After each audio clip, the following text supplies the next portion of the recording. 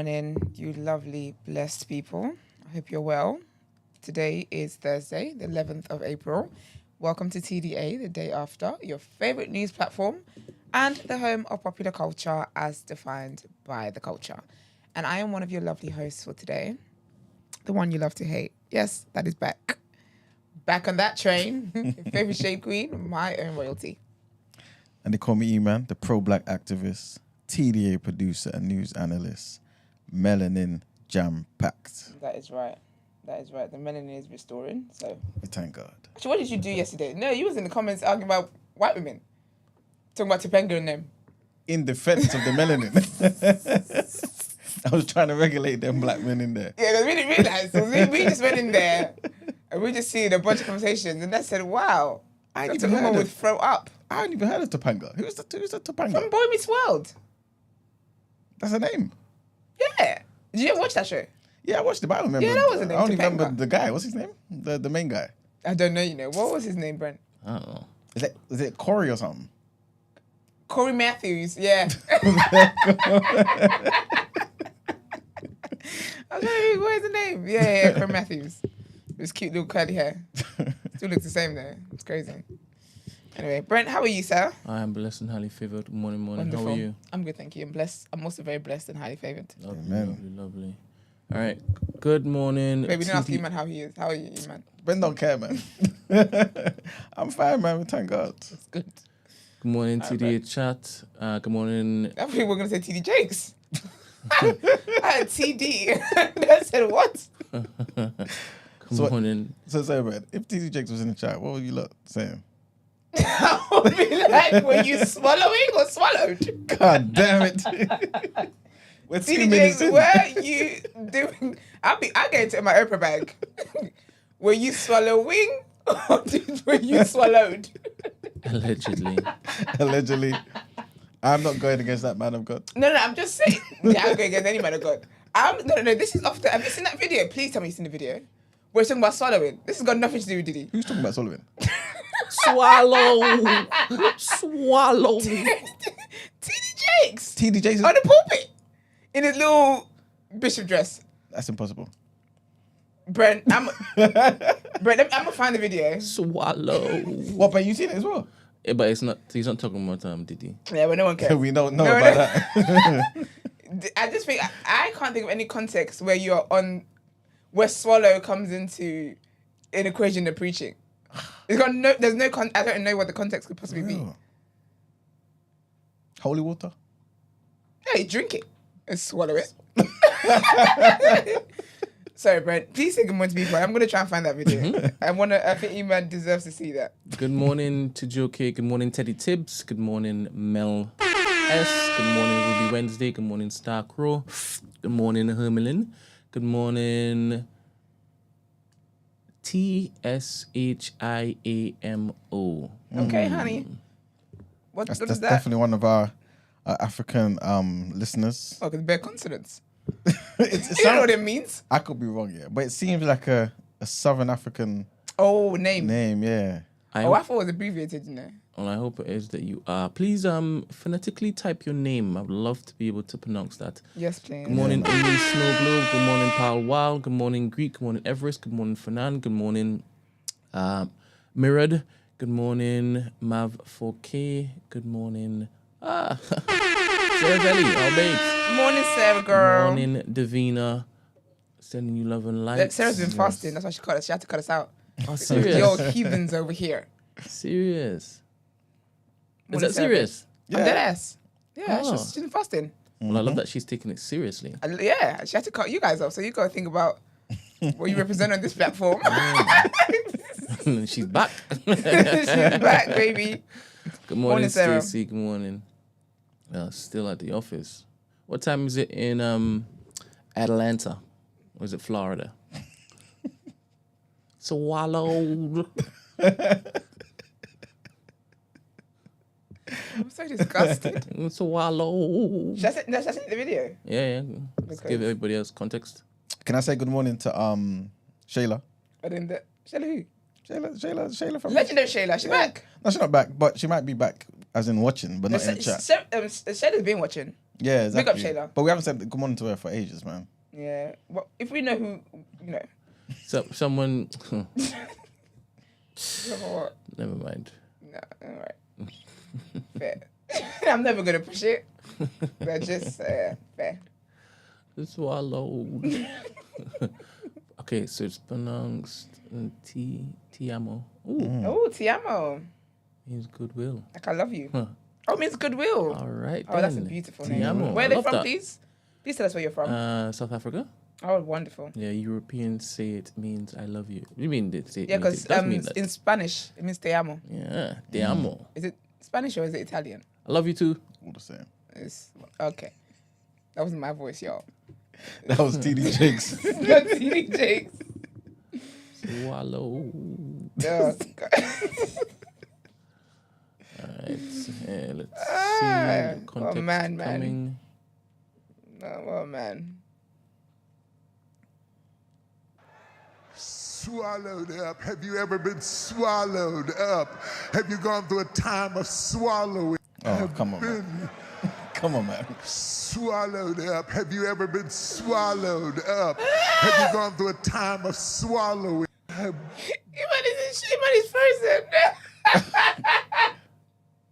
I'll be honest with you, yeah. I think that sometimes people like to play in people's faces. Do you get what I mean? I feel like people like to play in your face. Because I can't hear that in a sermon. I couldn't. I'm laughing and I'm getting kicked out of church. For real. I'm getting suspended for a while because I'm constituting a nuisance in the house of the Lord. I feel like sometimes people play in your face. And they want to see, like, they're playing your face. Because surely he must know. You can't be friendly with swallow around. Like, come on. Right. Anyway, That's mad. that's your pastors. So Swallow. swallowed up, you know. Not just swallowed up. You know what the thing is, yeah? You know, a lot of the time, yeah, people say certain things and they embellish and make it worse. Yeah. This was worse. Oh, it's the worst. This is thing. worse. It's the worst. What is the superlative? The worst. Oh, Yeah, man. But yeah. Damn. Oh, Mr. TD Jakes, man. I hope he addresses his alleged freak-off attendance, though. Do you think he ever will, though? If, for example, this whole Diddy Nah, thing... he wouldn't. Yeah. Because What's the point, innit? he's been in some scandal before where he basically went in the pulpit was like, oh, I'm not going to say anything about it. What was it? I can't remember what was it. They've been having some scandals. I was watching a video the other day about one of his daughters. Not the one you know, not Sarah. The other one. Well, there's another one, apparently. But she was married to some guy. So basically, she didn't have her biological kids. Okay. They adopted 2 kids. Okay. Her husband was arrested. Trigger warning. So sorry. For molesting one of the kids. The other kid she has used to be her best friend's kid. So the best friend is basically saying that she stole her kid from her. Allegedly stole her kid from her. Because basically the best friend was going through, I think she had a baby young when she was like a teen or whatnot, was going through some things or whatever. So she basically made her feel like she had a problem. And she was like, oh, like, I'll help you take care of your child for a while, like while you get yourself together kind of thing. Yeah. But then made things difficult where the girl could never really get herself together and basically allegedly spread rumors about her being crazy and all that kind of stuff. So obviously you're not seen as fit to be a mother now. So basically the girl was like, yeah, she was like, she's been telling her story for years. Because people in the comments, I like reading comments. The people were like how basically this girl's been consistent with her story for years. And they were like, she was like, if I'm telling a lie, sue me then. Like sue me for defamation of character. But you can't do that because you know. So apparently that's what said. Apparently over in that side of town, they're going through it. But yeah, he was involved. Yeah, there's been a scandal before. Something to do with the church or something like that. I think it was some, I don't know. See, that's the problem. There's too many pastors now, quote unquote pastors, of course, that are doing foolishness. I can't remember who's who anymore, whose scandal it is. But there has been a time where he basically was like, I know people want to address it, but I'm not going to address things. So I don't think he's ever going to address it. Do you feel like Hopefully just to have videos of him at the freak-offs. This may seem like a silly question, actually. But do you feel like it's kind of inevitable that when you get that big as a pastor, there's going to be something? Nah, you know. Because there's other pastors that don't have anything on them. That big, though? Yeah. Like one of my favorite pastors, preachers, John MacArthur, he actually even worked with the Queen.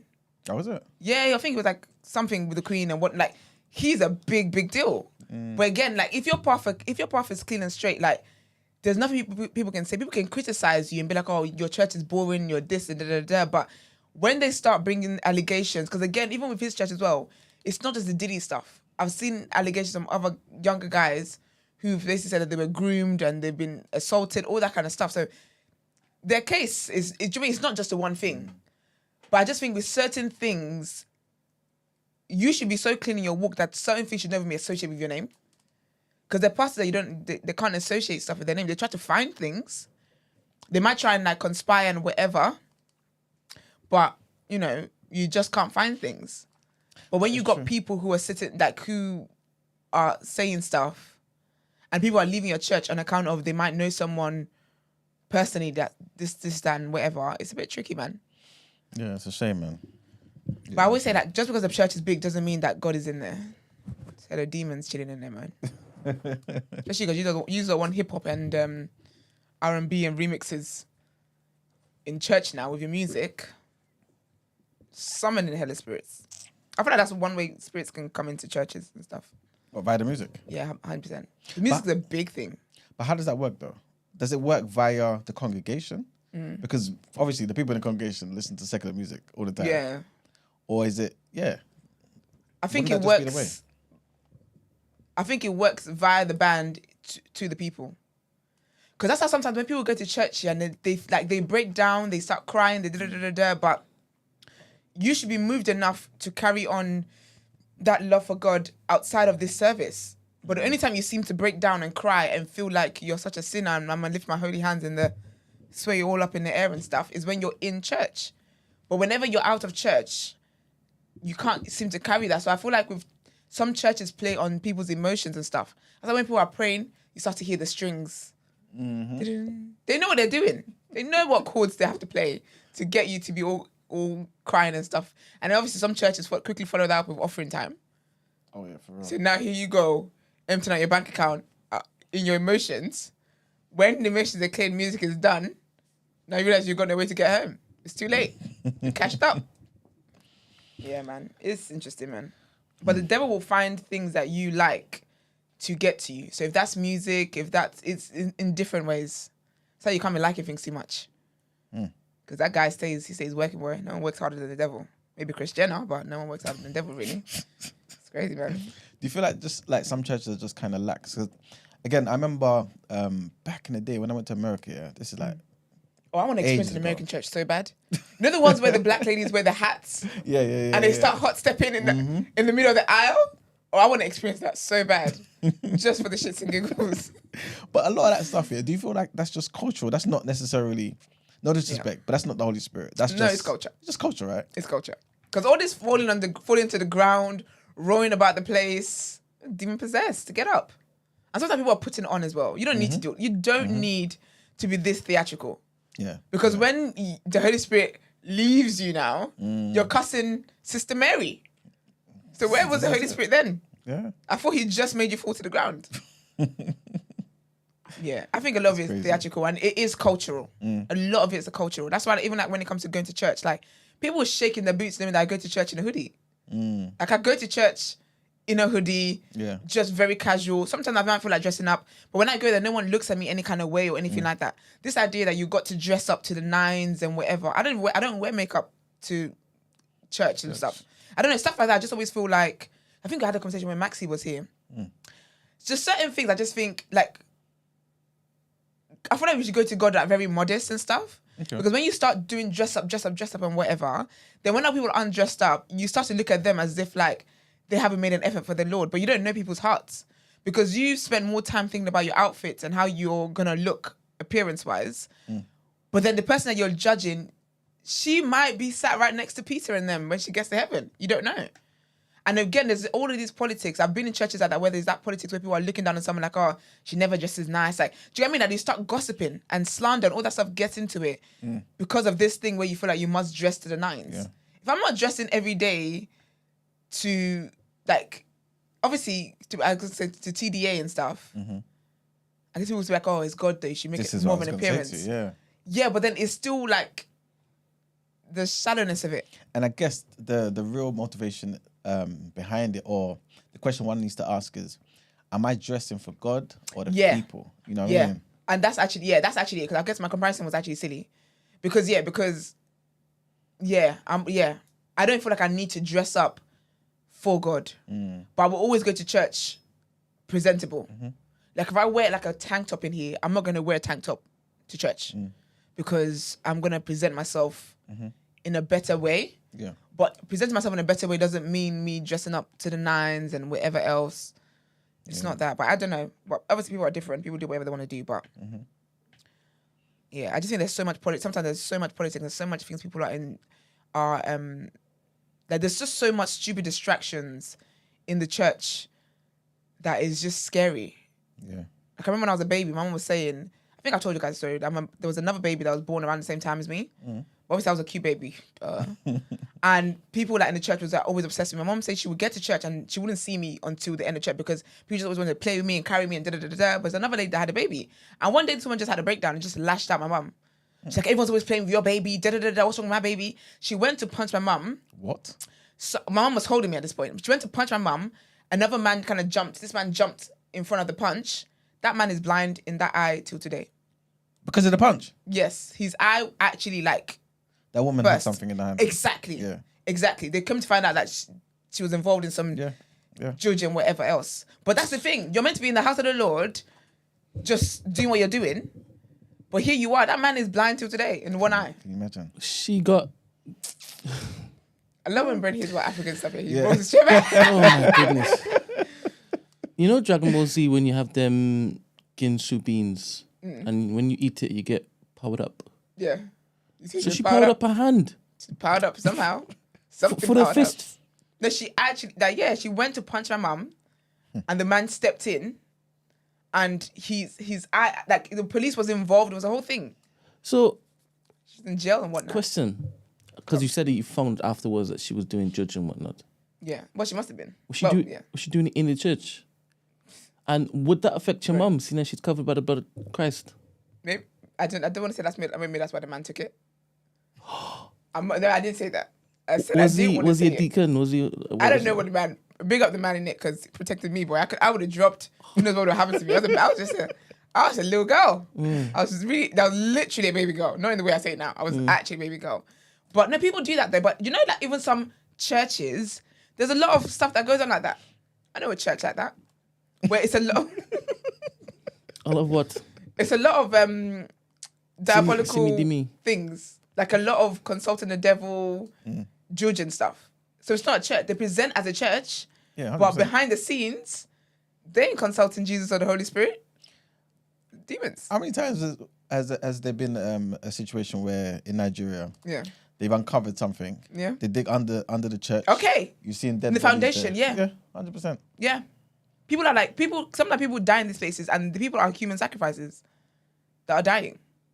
It's Big facts. crazy. The stories, crazy. You're allegedly talking about SPAC Nation. Now I'm going to talk about SPAC Nation. Oh. SPAC Nation one, their foolery, their foolishness, that one is different. I saw that Toby useless looking ass on Instagram. They were talking about they donated somebody and like competing with somebody that talk about how much they donate and wherever. I never really care when he talks. Like he makes me. I can't describe how much. That could have been my dad. That could not be my dad. I'll be so pissed off every time because shut up. So their situation, theirs is different. But then again, I don't know what people do behind the scenes. I don't know what people do because the way they blew up, I don't know what people do. I don't believe that those people are just brainwashed in the way they are just from just empty words of promises of Lamborghinis. Lamborghinis that they're renting. And that ain't alleged. Do with that what you will. But yeah. I know obviously some of the churches, like back in Trinidad, the white gammon churches, they Yeah. do the simi-dimis like in the church, but they What's call this it to me? like all that witchcraft stuff. Yeah. But they call it as part of the rituals and whatnot for the actual church. It's more so, culture blending in with religion and stuff. Sometimes it's a culture blending, but then sometimes if you're not, but that's if like say you're a traditional, say for example you're a traditional Yoruba church, you can do that because you can be like, we used to worship these gods, blah blah blah blah. But if you're trying to present a modern and you're trying to break into the modern market, your people wouldn't know that this is what you're consulting because you're telling them to be fighting against these principalities. whole time you're the principality. Do you get me? So you wouldn't really let them know all these things. But a lot of these places that say they're churches, they are doing very diabolical things. It's very mad. But that digging thing, when you dig the foundation, church breaks down, you find some kind of like, call them calabashes, where it's like a mud pot thing, and you find all sorts of feathers and goat teeth and even a skull in there. Child, it's crazy, man. Yeah, Goat 100%. teeth in the skull. Jeez. There's all sorts going on, man. All these animal sacrifices, they be killing goats up in there, and all sorts. It's crazy. There's so many stuff. So many things that just come into my head. Listen, like that. it's mad, man. Your origin was from a white Baptist, white garment church, isn't it, man? No, it's not white Baptist. It's not. It's It's a none white of that garment. stuff you got in Trinidad. I don't know about that. Mine is Celestial Church. of Celestial Christ. Church. Yeah, And you CCC. and you all wore white garments? Yeah, And did you all have bare feet? yeah. What, in the marketplace? What marketplace? Did you used to walk out of the church and walk around the marketplace? Your bare feet. To be fair, it might depend on the person, but no, you wouldn't do that. You just take off your sutana and you put your shoes on. You'll ever have water in your church and you had to walk on it? Walk on the water. Yeah, not walk on the water, but you walk in the water. Nah. How about doves and ringing of bells and stuff? Ringing bells, but not doves. I remember my neighbor when I was in Nigeria. Did my you all grandma's used to friend. worship or pray to angels? No, that's a misconception. You mention, for example, an angel, but that's because of the role of the angel in the Bible. You're not praying to an angel. You know that the angel can't do But nothing did for you ask them to like intercede for you on your behalf? Like tell God. It's not necessarily. It may seem like that, but it's more so just recognition of the angel's role. You know what I mean? And for example, one of the stories that I guess that inspiration comes from is in the book of Daniel, Okay. where Daniel was praying, Yeah. but his prayer wasn't going to God because of I believe Satan was wrestling with Angel Gabriel, right? So obviously that prayer wasn't necessarily going to God, Yeah. and then Angel Michael had to come down, sort out Satan. And then, you know what I'm saying? So it's that sort of, I guess, imagery and things of that nature. But you're not praying to an angel. Were there any animals in your church? Animal? For what? They're not putting the goat in the middle of everyone praying before we slaughter the goat. Yeah, you have to also remember. They're hidden things. Oh no! I've only heard a few stories of certain white garment churches in South Yeah. that had goats, It's in South London. and they had water in the actual church where they would walk in, and they would have to basically touch the soles of their feet into the I'll water, clean them. not to clean them. To what? There's some part of ritual, and then they had Is it? doves, and then they had. I don't think it was a goat. I think it was another animal, four-legged animal, and they Just had to chilling? sacrifice it. Huh? No. They had to sacrifice it. And I asked the person, I don't understand how. Why did you go to this church? She said, and the person said they never knew that that's what they were doing in there. And as soon as it is that they heard it. So, but then didn't they know the goat? Didn't they hear the goat? Main and that. No, I don't think it was a goat. I think it was another four-legged animal. I can't remember what it was. But then were had they? So they've never seen the sacrifice happen. Is that what they mean by they didn't know? The person was invited to the church. They don't attend Oh, the I church. thought they were regular Okay. goers. Like, how did you No, not see no, the no. sacrifices? Oh, okay, No, that they makes don't sense. attend the church. Yeah. And then Damn. the person ran out, and they said Just that like they had come with slippers, so it was easy to basically put the slippers on. You might have to lace up your trainers. Yeah, they will catch you before you sacrifice your ass. We have to remember as well, that white garment is very umbrella term for basically any church, any organization that wears white garment. They're very different. Yeah. I came from church a to white church. garment background. Oh, is it? But you know, it's obviously you will know. Like they're very different from church to church. You know what I'm saying? This is real different. There you go. So you can't just say white garment. You know what I'm saying? Like even some white garments, obviously Esther will be able to say, they wear their shoes as well. Yeah, we used to wear shoes. There you go. You know what I'm saying? So they all vary from But we church have to cover our church. heads. Yeah. But we used to wear shoes. We can wear shoes. Yeah. I know the different denominations of white garment churches. Yeah. That's why I was asking Iman if his was the type where you would do The that kind of doctrine stuff. No, we don't do no sacrifice, none of that stuff. Yeah, I know some of Everything them. is based in the Bible. Yeah, I know some of them actually walk in the marketplace with their shoes No off. And shoes. whatnot. That's a lot though. These unleveled grounds. Oh, But you get used to it after a while, right? Pedicure. Yeah, but your pedicure bill must be crazy. It's interesting though. I always say that I'm grateful for the time I was born in. You know, back in the days where they used to have to sacrifice 2 pigeons and that to God. Just kill me. I'm scared of birds. Like, that would have never worked out for me. Anyway, all right. Let's see. Do I have a DM from Curtis today? I do. Always. Always. There's taxes, there's death, and then there's Curtis leaving you. Think what? What do you say? Talk about the certainties. The certainties of life. If nothing else. All right, so Curtis says, watching this back is mad funny because as soon as Esther finished saying she can catch feelings for a guy off the sound of his voice, the TDA line rang. No, honestly, that finished me. TDA to the world and back, gang. Big up Curtis, though. Big up. Something else that was funny happened, but I don't know if I can share it just in case.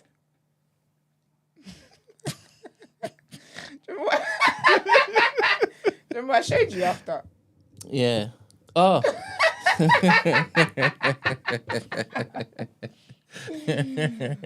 I'll tell you after, man. I feel left out. It's just in case. Obviously, I don't want to ruin people's situations and that, but anyway. Glory to God. In the highest. God is good, honey. Our lovely guest is on the way. All the time. Yes. Share the video. Let people know, man. This is going to be Yes, please. a very informative conversation, man. And if you guys have questions, definitely send them through. If you want to, ask her questions live-o, join the Discord or call up. Yeah. Because a lot of people had a lot of things to say to this lovely lady the other day on Twitter. You know what I'm saying? Getting dragged. Oh, they call sensu beans. What did you call it? I said Sensu? gensu beans. To show you how long ago I watched Dragon Ball Z. Who corrected you? Yeah, everybody. Love that. So they would take this and then they would get like rejuvenated again. So if they got beaten up, they just pop one. Pew. That's lit. And like Popeyes with the spinach. Yeah, and I don't think it was Krillin. Who was the lizard guy? Can't remember. But anyway, so if he had his hand chopped off, he would eat it, and then his hand will grow back. That's lit. Yeah. But he was a wavy fighter, man. That's lit. Yeah. I also saw Noreen told you to keep South London out of your mouth. What have you done to South London? South London has a different feel. When it is that you go from east and you go to south, the air, it has a different feel. Which air do you think is worse? I think it's yours. I think If it's you east. say so. East stinks. East actually Talk to me, man. stinks. East actually do you know what I remember distinctively? I remember our first few weeks of TDA driving through that from the Rotherham. There you go. No, gosh. that is just that part. Because that's where the factory is. It's that part. But South is something though. dense air over there. It's I'll be honest with you. I don't think it was great for my skin. I'll be real with you. Because I used to live in Kent. Then I moved to South. I'm looking forward to going back to Kent. Yeah. I can't wait. I'm dying for it. South is loud. South is just intense. The people in South are just different. Just different. Just different. Amen. They're very But then different. people in the East as well. Different for other The thing is, you could actually tell a South man. 100%. Yeah, you can. But they've got a certain je ne sais quoi to them though. As if you want to call it that. Like a little, So you want to give them time of day, but obviously this is when your flesh and spirit start to battle. That you shouldn't. You really shouldn't. You're going to regret this. But no. Anyway, big up everybody. 100%. Let's get into our headlines.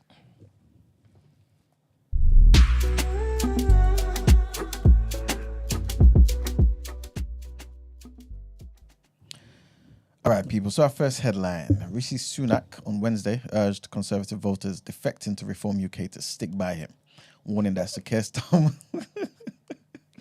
Sorry, my 4K said East is a health hazard.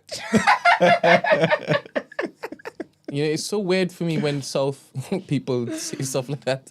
No, what I'm but saying? I I'm mean, thinking, South do you is know scary, where you though. guys have just come from? South is intense. I'm never gonna lie to you. Like, I feel like I'm used to it now because I've been there over a year now. But the first chance I get to go back to my countryside, pew, never see this face again. For real, man. Very tense face. Yes. Rishi Sunak on Wednesday urged Conservative voters defecting to Reform UK to stick by him, warning that Sir Keir Starmer's Labour will take no action on their concerns about immigration or net zero. The Prime Minister was grilled on a radio phone-in by one voter who said that he had voted for the Tories since Margaret Thatcher's first victory in 1979, but was now supporting Nigel Farage's backed party, which is polling double digits in the opinion polls. So Mr. Sunak was speaking, like I said, to this caller on Nick Ferrari's LBC show, and he said, if you vote for reform, all you're going to do is put Keir Starmer in power. And then we're going to get no action on those things that you care about. Migration is not going to come down, the boats will not be stopped, and he will adopt an ideological approach to net zero. Reverse the changes I've made. It's going to cost you and everyone else. You don't need... Huh? Okay, bad man. He said it's going to cost you and everyone else. You don't need to even believe me. Just look at what Sadiq Khan's trying to do in London with ULEZ. That should give you all the evidence you need. The last line, he got me with that. Sadiq Khan, you know know what I'm saying? Mic on that. I can't even lie. You know? Well, our next headline, and the United States needs its European allies to face down the threat of Russia and China. This is what the Deputy Secretary General of NATO said to The Telegraph. There are fears that Donald Trump could halt military support for Ukraine if he wins November's presidential election, or even withdraw Washington's security guarantee for Europe entirely.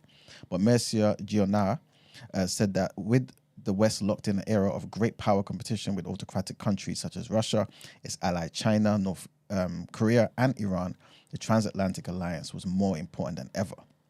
So again, speaking to The Telegraph, he said, as much Europe needs America, America, I think, needs all of its allies. The strategic reality is that China is a formidable challenger, and that Russia and China and all of the others together will create massive attempts to disrupt American power. He also added that there's an intense, aggressive interest from these countries to basically challenge the world order, which was introduced after the end of the Second World War. In this epic struggle, America will need not only its strength, but also all of the allies in the alliance. And our last headline, Joe Budden has warned Iran not to launch an attack on Israel amid reports of an imminent missile strike targeting the country. The US president said that his commitment to Israel's security was ironclad, and that Washington would do all we can to protect it from the attack of Tehran in retaliation for a strike in Syria that killed senior Iranian generals. On Wednesday evening, Bloomberg reported that the US intelligence officials believed an attack on Israeli soil was imminent and could involve high precision missiles. A Pentagon official on Wednesday night declined to comment on reports that the US was preparing to intercept Iranian missiles and to join retaliatory strikes by Israel. The official told The Telegraph that the US government was aware of Iran's rhetoric and that both Israel and the US take it seriously. Foreign embassies have reportedly already begun evacuations in anticipation of an attack in the coming days, after Iran's supreme leader said that Israel must be punished for an airstrike on an Iranian embassy compound in Syria. Oh man, just when you thought that there might be some some respite in all of this, man. Seems like we're going backwards. But yeah, that's it for our headlines. It's time to pay them bills. All right, people, we're switching things up today. All right, we're switching it up. Follow me. Let's get into word mode.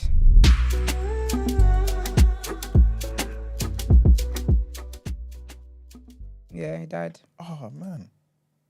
So I'll start with that actually. That's a bit sad. All right, people. So, the New York DJ Mr. C, sadly passed away yesterday. It was 10th yesterday, wasn't it? Yeah. Sadly passed away yesterday. He died. He was 57. Wow. Yeah, man. Rest Sad. in peace, man. But Hot 97, his home station, they said, as a family at Hot 97 and WBLS, we're deeply saddened by the passing of our beloved Mr. C. He wasn't just a DJ, he was a pillar of our stations, bringing joy to countless listeners with his legendary throwback at noon and Friday night live sets. Mr. C's influence stretched far beyond the airwaves, shaping the very fabric of New York City's DJ culture. Our hearts are heavy as we send our love and condolences to his family and the fans whose lives he touched through his music. Rest easy, Mr. C. Your legacy will live forever. And there's been a lot of other celebrities that have paid a tribute. 50 Cent, we don't see him in that light many times. So he says, R.I.P. to the legend, Mr. C. God bless him, to all his family and friends, I send my condolences. MC Light also said that she's heartbroken and that the news, she wasn't expecting the news. God bless his soul, Mr. C, rest in power and peace. And then DJ Jazzy Jeff also said, rest in peace, DJ Mr. C. Rosenberg said, we have lost the iconic Mr. C. I listened to him yesterday and I'm in complete shock. He was a dear friend to all of us, a wonderful man and one of the most important and impactful DJs of all time. I love you, C.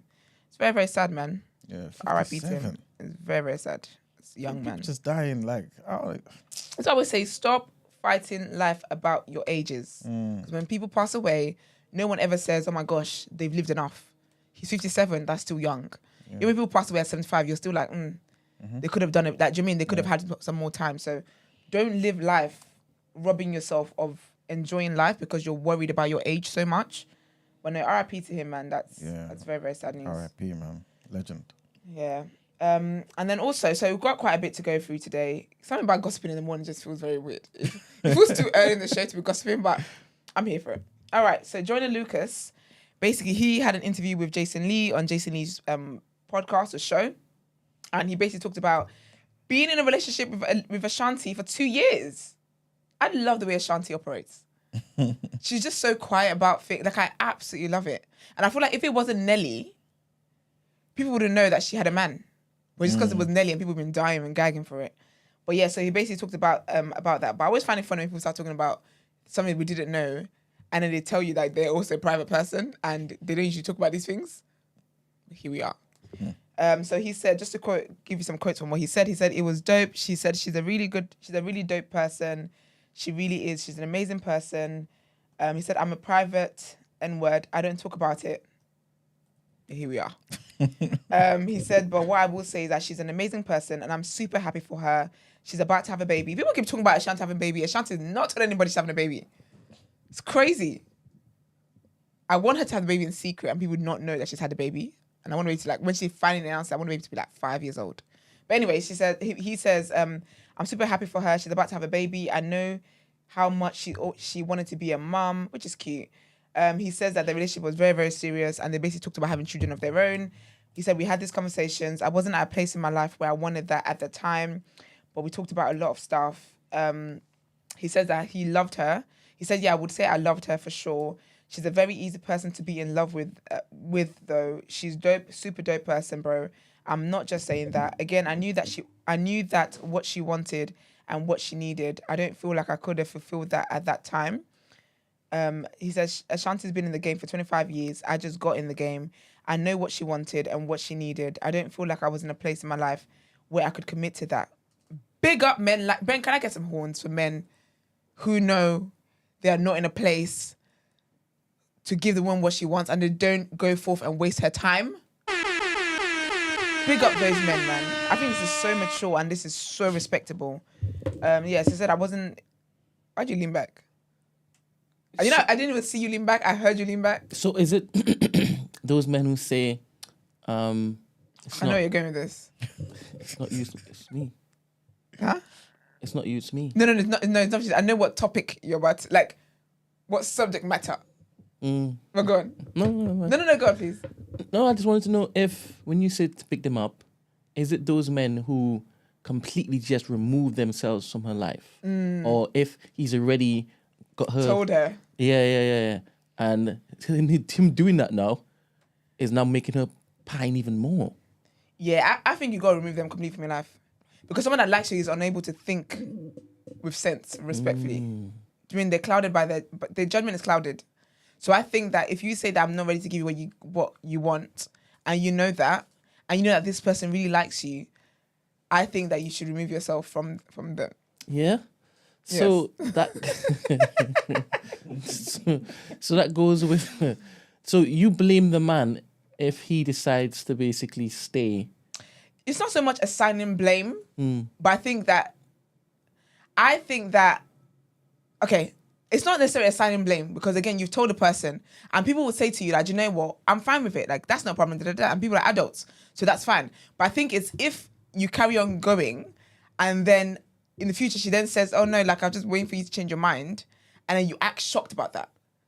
Because that's what I think is irresponsible for you to act shocked about. Because when you told her that you didn't want the same thing, did you think those things were just going to evaporate?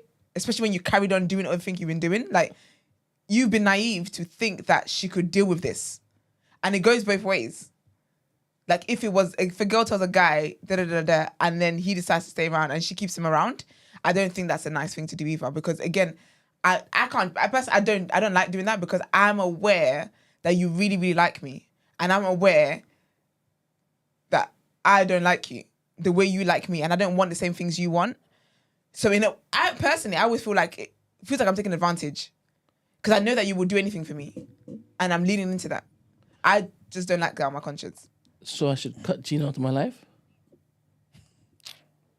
Essentially what you're saying. I need to disrupt the dynamics of this show. No, it wouldn't interrupt the dynamics. But not interrupt. I told you I'm not doing any more photo shoots. Done. I told you. No. Well, you just stop doing what you're doing. Romantically. That's just me. Then, romantically, not just me being there for her. In what way though? Why are you there for her? In what way? Are you hoping to be a man one day? You're a mug, you know. You're so annoying. He shook his head like, no. My bad, go on. But yeah, so he says that I don't feel like I was in a place in my life where I could commit to that, and that's about it. But I'm happy she got her way. I'm happy that she ended up going, spun the block with Nelly, and now she's having a baby. I'm super proud of her. She's gonna be an amazing mum. I would tell her that all the time. This is very wholesome, you know. We didn't really have a lot of problems in our situation. We really vibed and we really got along. It was a really dope situation, and it lasted 2 years. And then obviously Ashanti's 8 years older than him, right? So Jason Lee, you know how Jason Lee goes. He brought that up. He says, I do feel, in response to the fact that she's older, he says, I do feel like it's something about older women that I gravitate towards. Well, Joyner, I'm going to interrupt that. So you get some therapy and look into that. Look into that, why that is. I do feel like there's something about older women that I gravitate towards, and I just think it's because older women understand certain stuff that young women don't. It's not even all about sex though. It's like an intellectual level. I just feel like older women are just on a different level mentally. I'm not saying all older women, but I never looked at the age gap between me and Ashanti. I never really cared about that. Do you know what? I can actually believe that because he seems very mature. The fact that she wanted what she wanted, he knew that he didn't want the same thing. He expressed that with her and whatever. Lets me know that I can see why he might have issues dating women his age, because obviously we know typically men mature slower than women do. So for him, he's technically advanced for his age. So I can see why being with an older woman makes him feel like I'm with someone who intellectually is on my level. But big up Joyner Lucas, man. I really like that. People are trying to be shady online and whatnot, talking about men talk too much. And men do. But I think this is very wholesome to share. I think it's a very good conversation to have. So big up him and, of course, big up Ashanti. All right, who's next? Azealia Banks. Azealia Banks takes no days off. She just doesn't take a day off. Never, ever feels the need to. Doechii, is it Doechii? Doechii?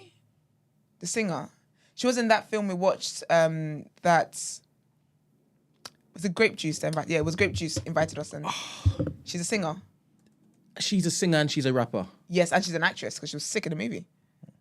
I listened to a track that she dropped the other day. Oh, is it?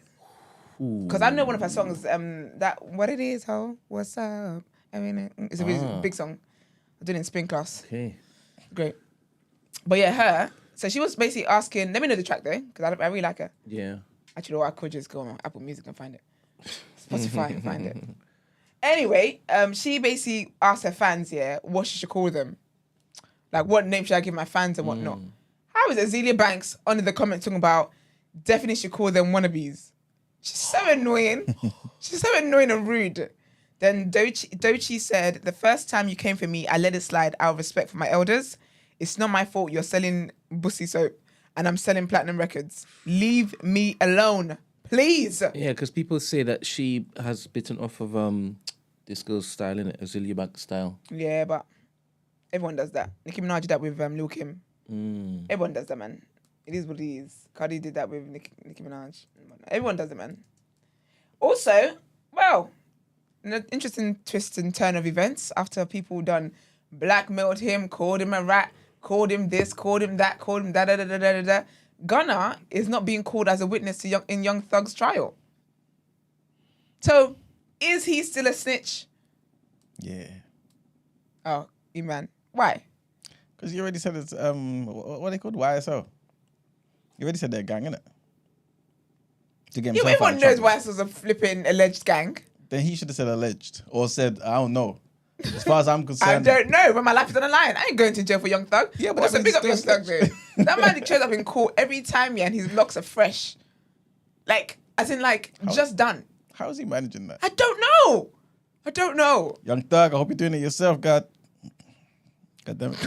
Man getting swallowed. Okay. To be fair, they are truly living humbly under God, aren't they? Or truly humbled under God. Do you know the funniest thing ever?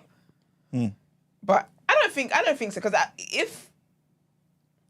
it would at least be like a closed testimony or something like that. Do you get what I mean? But anyway, yeah, he's not going to be called. So basically, at the start of this, they had 700 names on the list, right? But now, there's about 200 people, basically.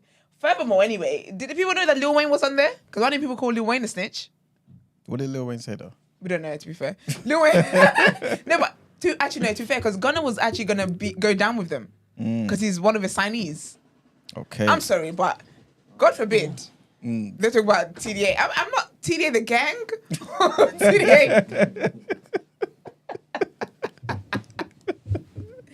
I told you, I'm never going to jail. This is why I don't date road men.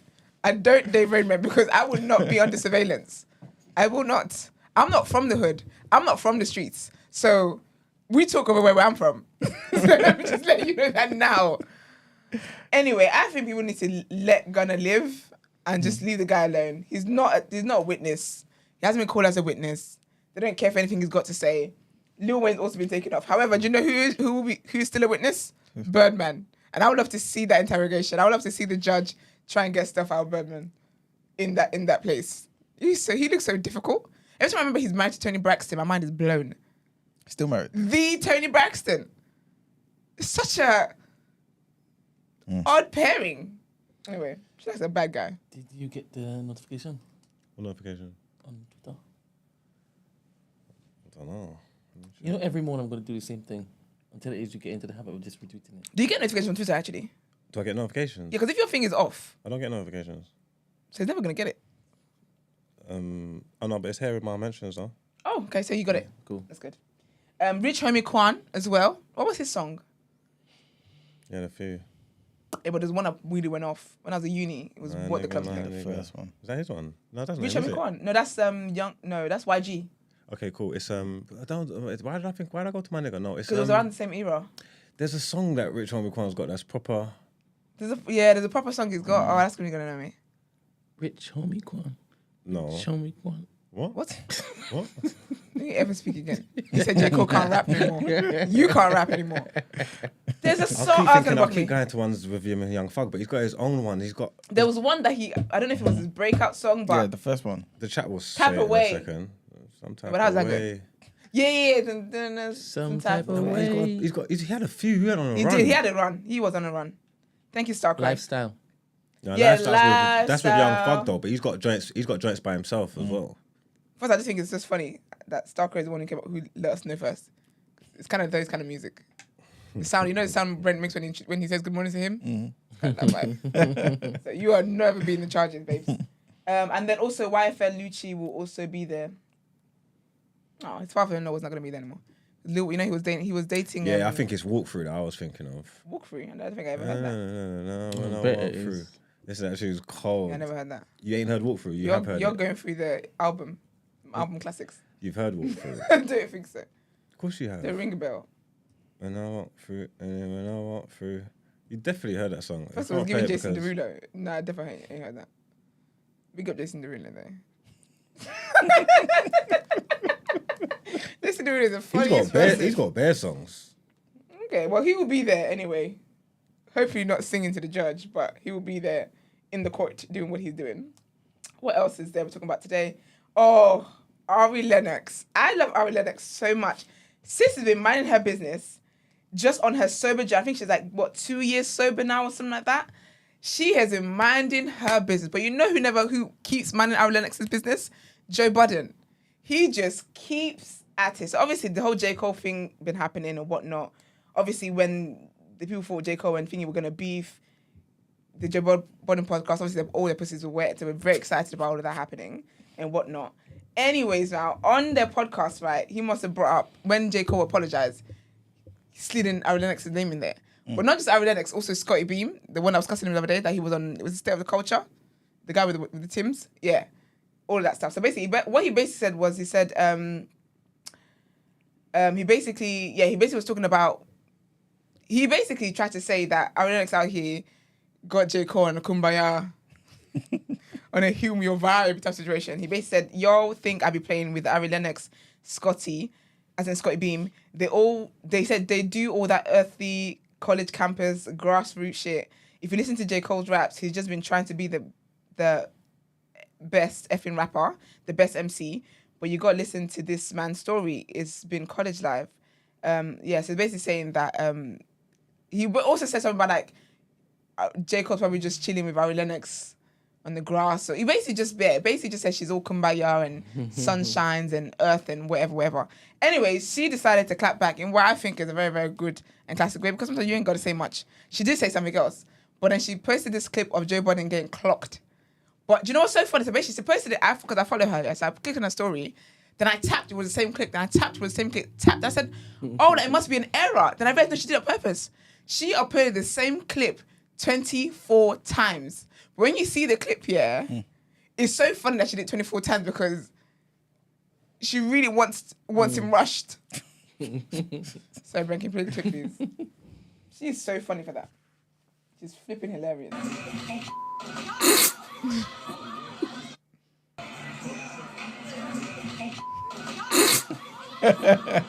Imagine. 24 times. Who's that swung on him? What's his name again? Oh, what, Consequence. Consequence, yes, that's it. Because Love and Hip Hop thingy. Oh, this is back then. This is back then. And then she said, so she posted that 24 times. Then she said, knocked your little glasses off and everything. Keep my precious name out your psychotic, animal abusing, women terrorizing, demonic trolling, nicotine encased mouth. Wow. All this meth smoke for a woman, but not for any man beating your ass in real life. Bold bitch. Wow.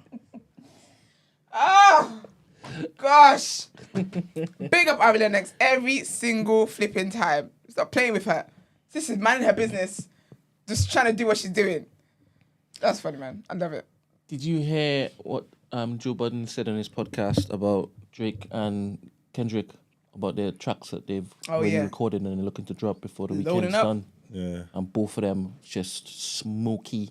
Yeah, I heard that. And then apparently Drake has basically leveled up to the point where Joe Budden has to say, all right, cool. He's ready. Yeah, but... Oh, you salivating over that? Me? I want there to be a war. Yeah, but he's been dying for this, though. I want it to be a war. Now, somebody asked me yesterday who I think will win. And I don't want to say anything until When have you never wanted to say tracks anything? drop. Huh? When have you never wanted to say anything? No, in this particular case, because obviously people might think I want a particular person to win. What, Drake? Apparently. Yeah. I hear it. But then doesn't Drake and Joe Budden not get along? No.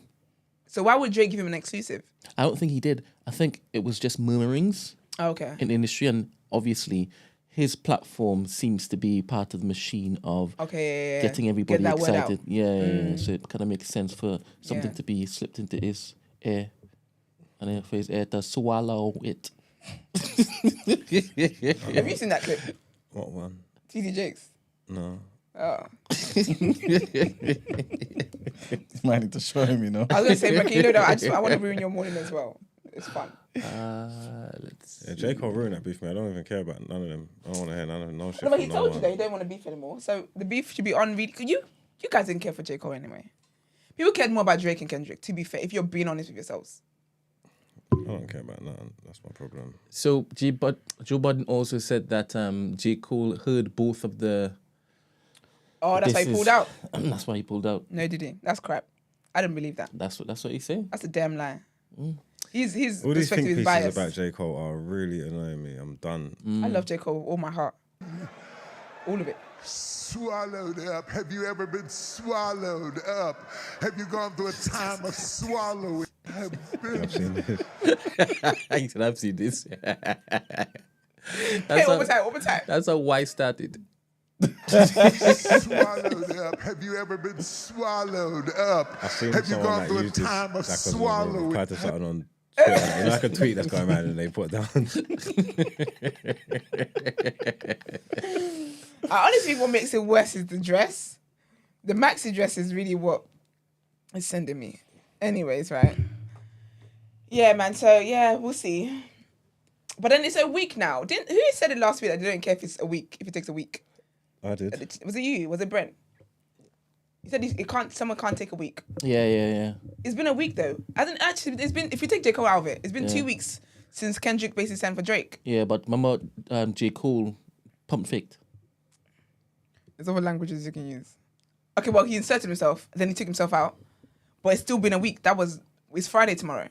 Yeah, That's a week ago. and this is what Joe Budden's saying. It's dropping on Friday. Oh, okay. This is it. All right. All right then. Fair. I bet nothing even drops. You're just so sour. You just... Anyway. All right, so I watched a clip yesterday that was so sad, yeah. So back in the day when I used to watch Love and Hip Hop Atlanta, there's a couple on there, Mendecees and Yandy. Do you guys ever heard of them? Yeah. So basically, I don't know if you guys remember what their storyline was, but basically Mendecees got sentenced to jail. He was with Yandy. I don't think they were married at the time, but they were together. They've been together for like years and whatnot, blah, blah. He had another kid, but she made sure that she had a good relationship with the mom, even though it was a bit tricky, and she was there as like a good stepmom for the kid, blah, blah. This man got sentenced to jail for 4.5 years. It was very difficult on her. She basically had to, I think at the time they had like 2 kids of their own. She was basically the person who tried to put the family, like keep the family together while he was away in terms of like her stepchild, and all that kind of stuff.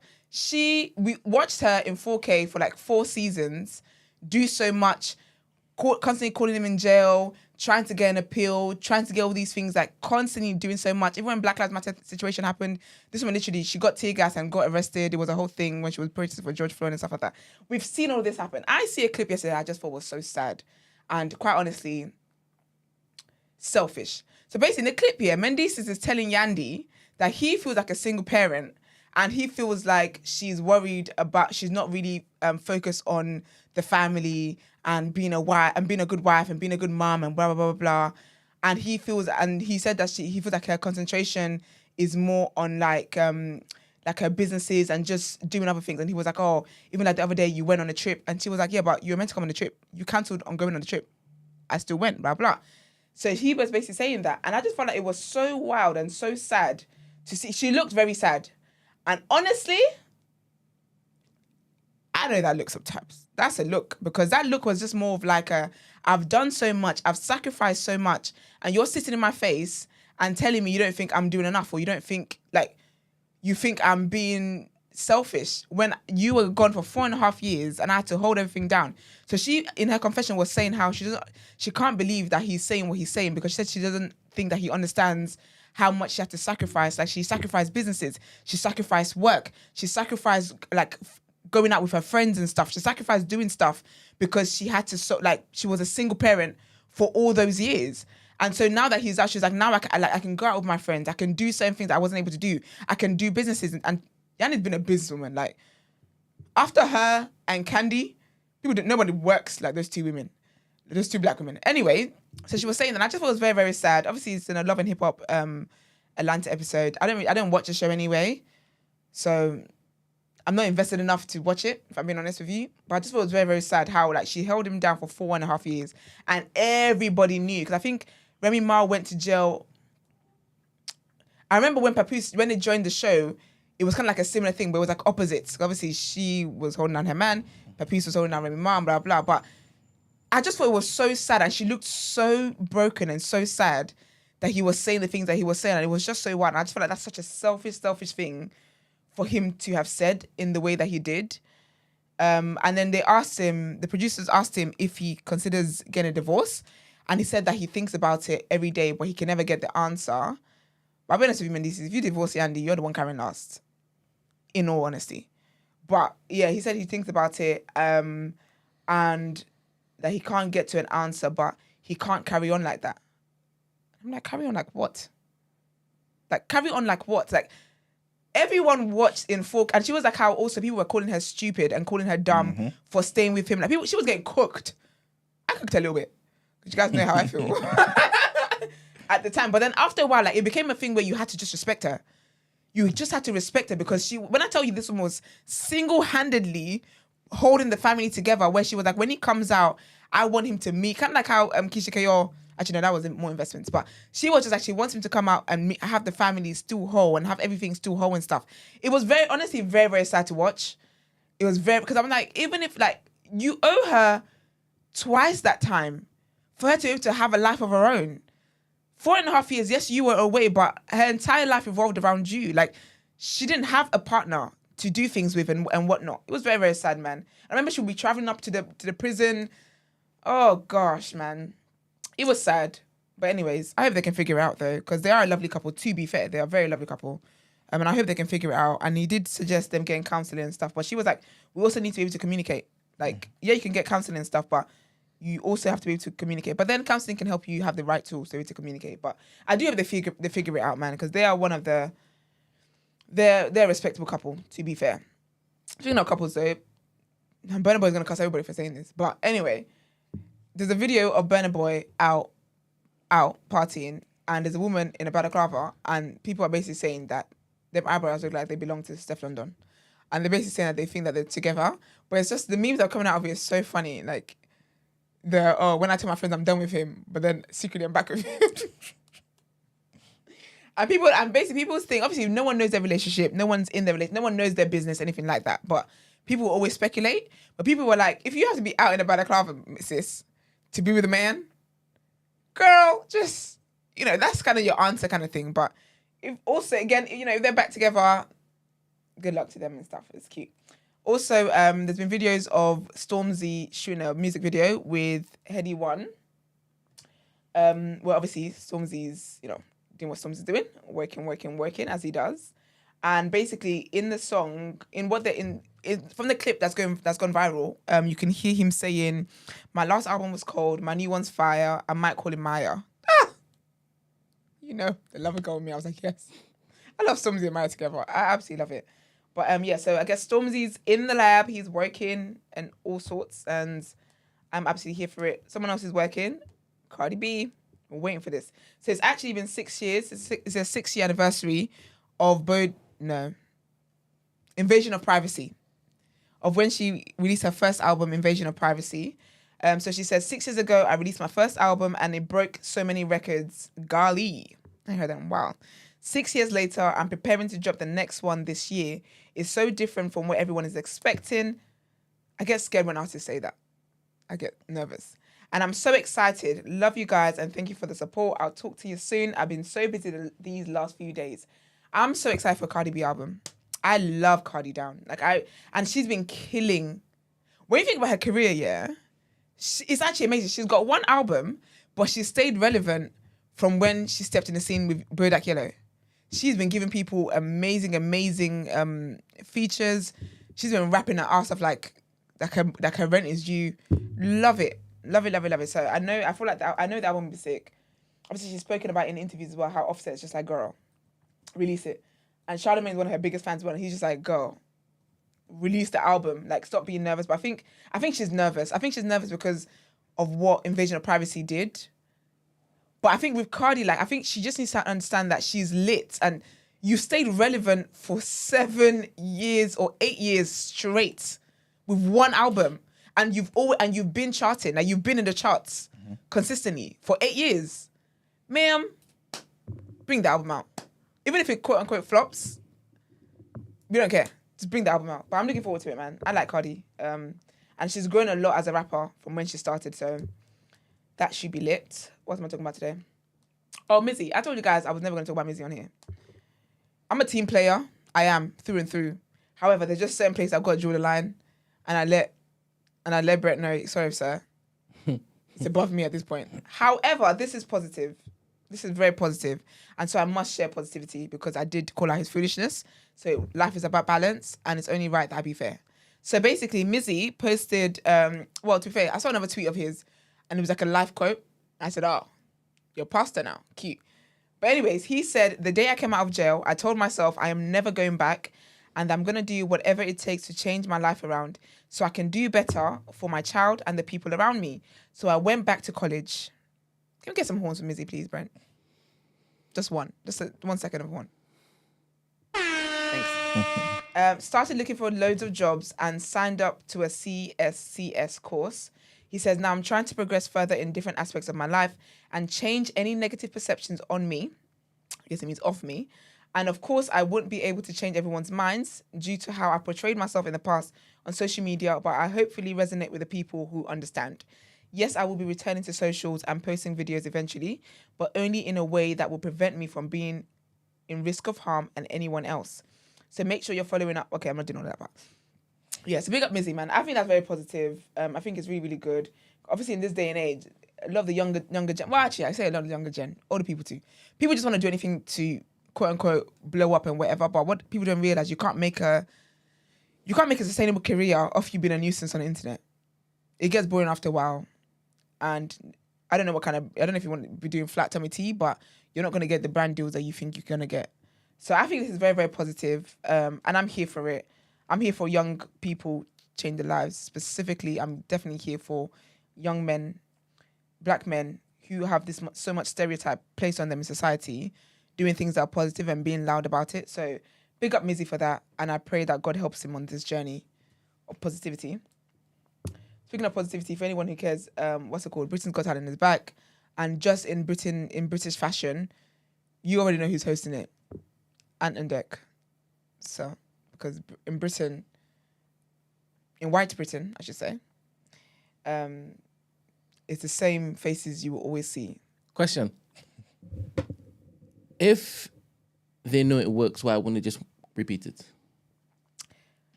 As a business, fair. And if the nation loves it, why wouldn't they give it to the nation again? Because, do you know, okay, that's fair. That's absolutely fair. However, there's certain things that makes you think that that's not the only reason why it's carrying on like that. So there was a year, so they always win, there's a particular award they always win every year. Let's just say it's Presenter of the Year. I can't remember exactly what it was. There was a year that these guys took off because one of them was in rehab for being an alcoholic. They did no work to be submitted for this award. Guess who won? They did. So it's not so much that. It's just more of the door is closed for anybody else. And I think with media, it shouldn't be that. Especially because in these places, you do apprenticeships and stuff like that. Wanting to push further other talent. And you do these programs and these initiatives for new talent. But it's like, what's the point when you're never going to give new talent opportunities? So, yeah. So, seeing as you're going to become the nation's darling, when do I look for you to step aside, give somebody else an opportunity? Shit. Can't get rid of me. Cool. Can't get rid of me, honey. Why would I let my enemies win? Like, why would I do that? Do you know people are chilling there waiting for the day I come in here saying, oh, guys, basically, it's my last day. You know, Anton Dec, since my childhood, Anton Dec's been there. Bro! Forever. So I came to this country when I was 13 years old. Biker, bro. Yeah. Woo. I came to this country when I was 12 years old. I'm about to be 29. I'm about to be 29.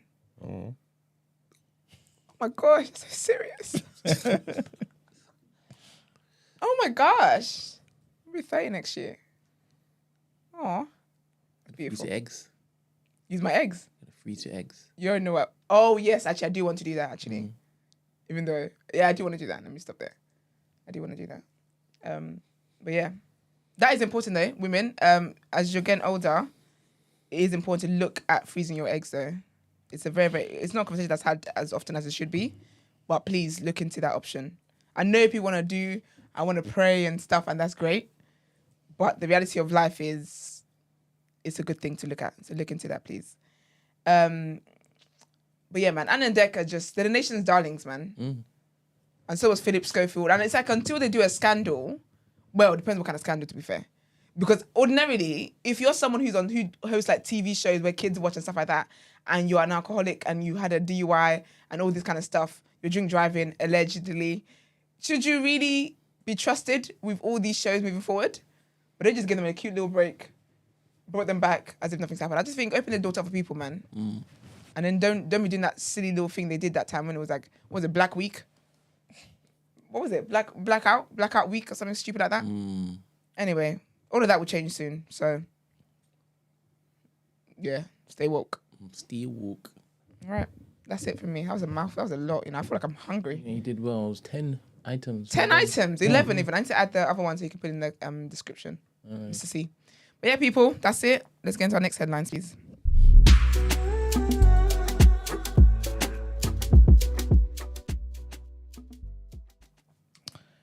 All right, people. So, our next headline, trigger warning on this. And Hamas's political leader, Ismail Haniyeh, has confirmed that 3 of his sons and 4 of his grandchildren were killed in an airstrike in Gaza. That's horrible. Hamas-linked media said that the cars his sons were traveling was hit in Al-Shati camp near Gaza City. The group was reportedly on its way to a family celebration to mark the first day of Eid. Haniyeh said that the incident would not change Hamas's demands in talks aimed at reaching a ceasefire deal. So he was speaking to Al Jazeera, and he said that the enemy will be delusional if it thinks that targeting my sons at the climax of the ceasefire negotiations and before the movement sends its response will push Hamas to change its position.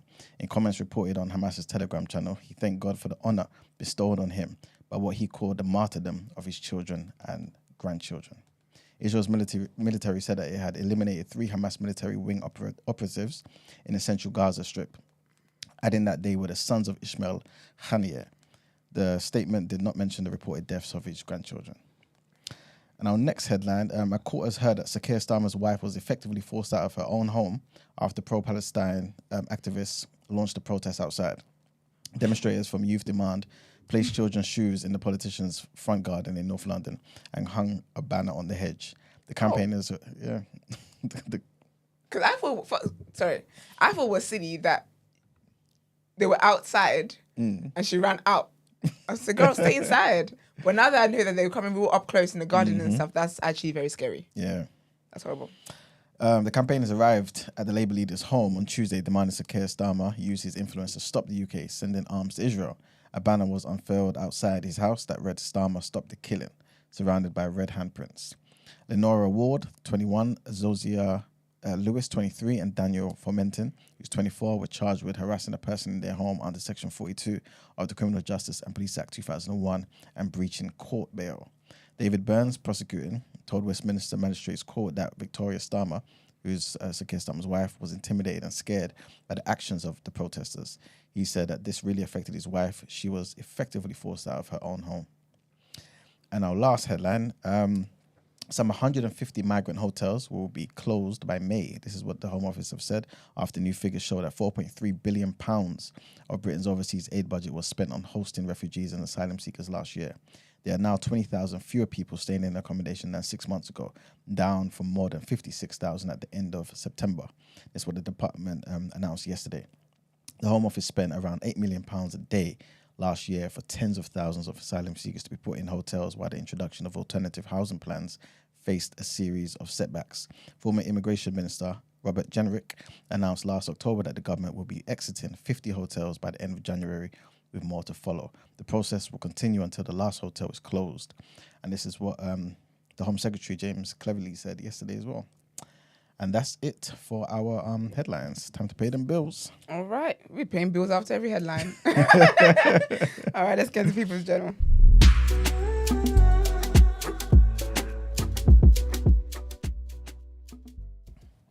All right, people, welcome to the People's Journal, where I give you the news from an economics point of view. So the first thing I want to talk about, this may seem a bit silly, but it's still something that's in the news and something that I guess I should mention to the people.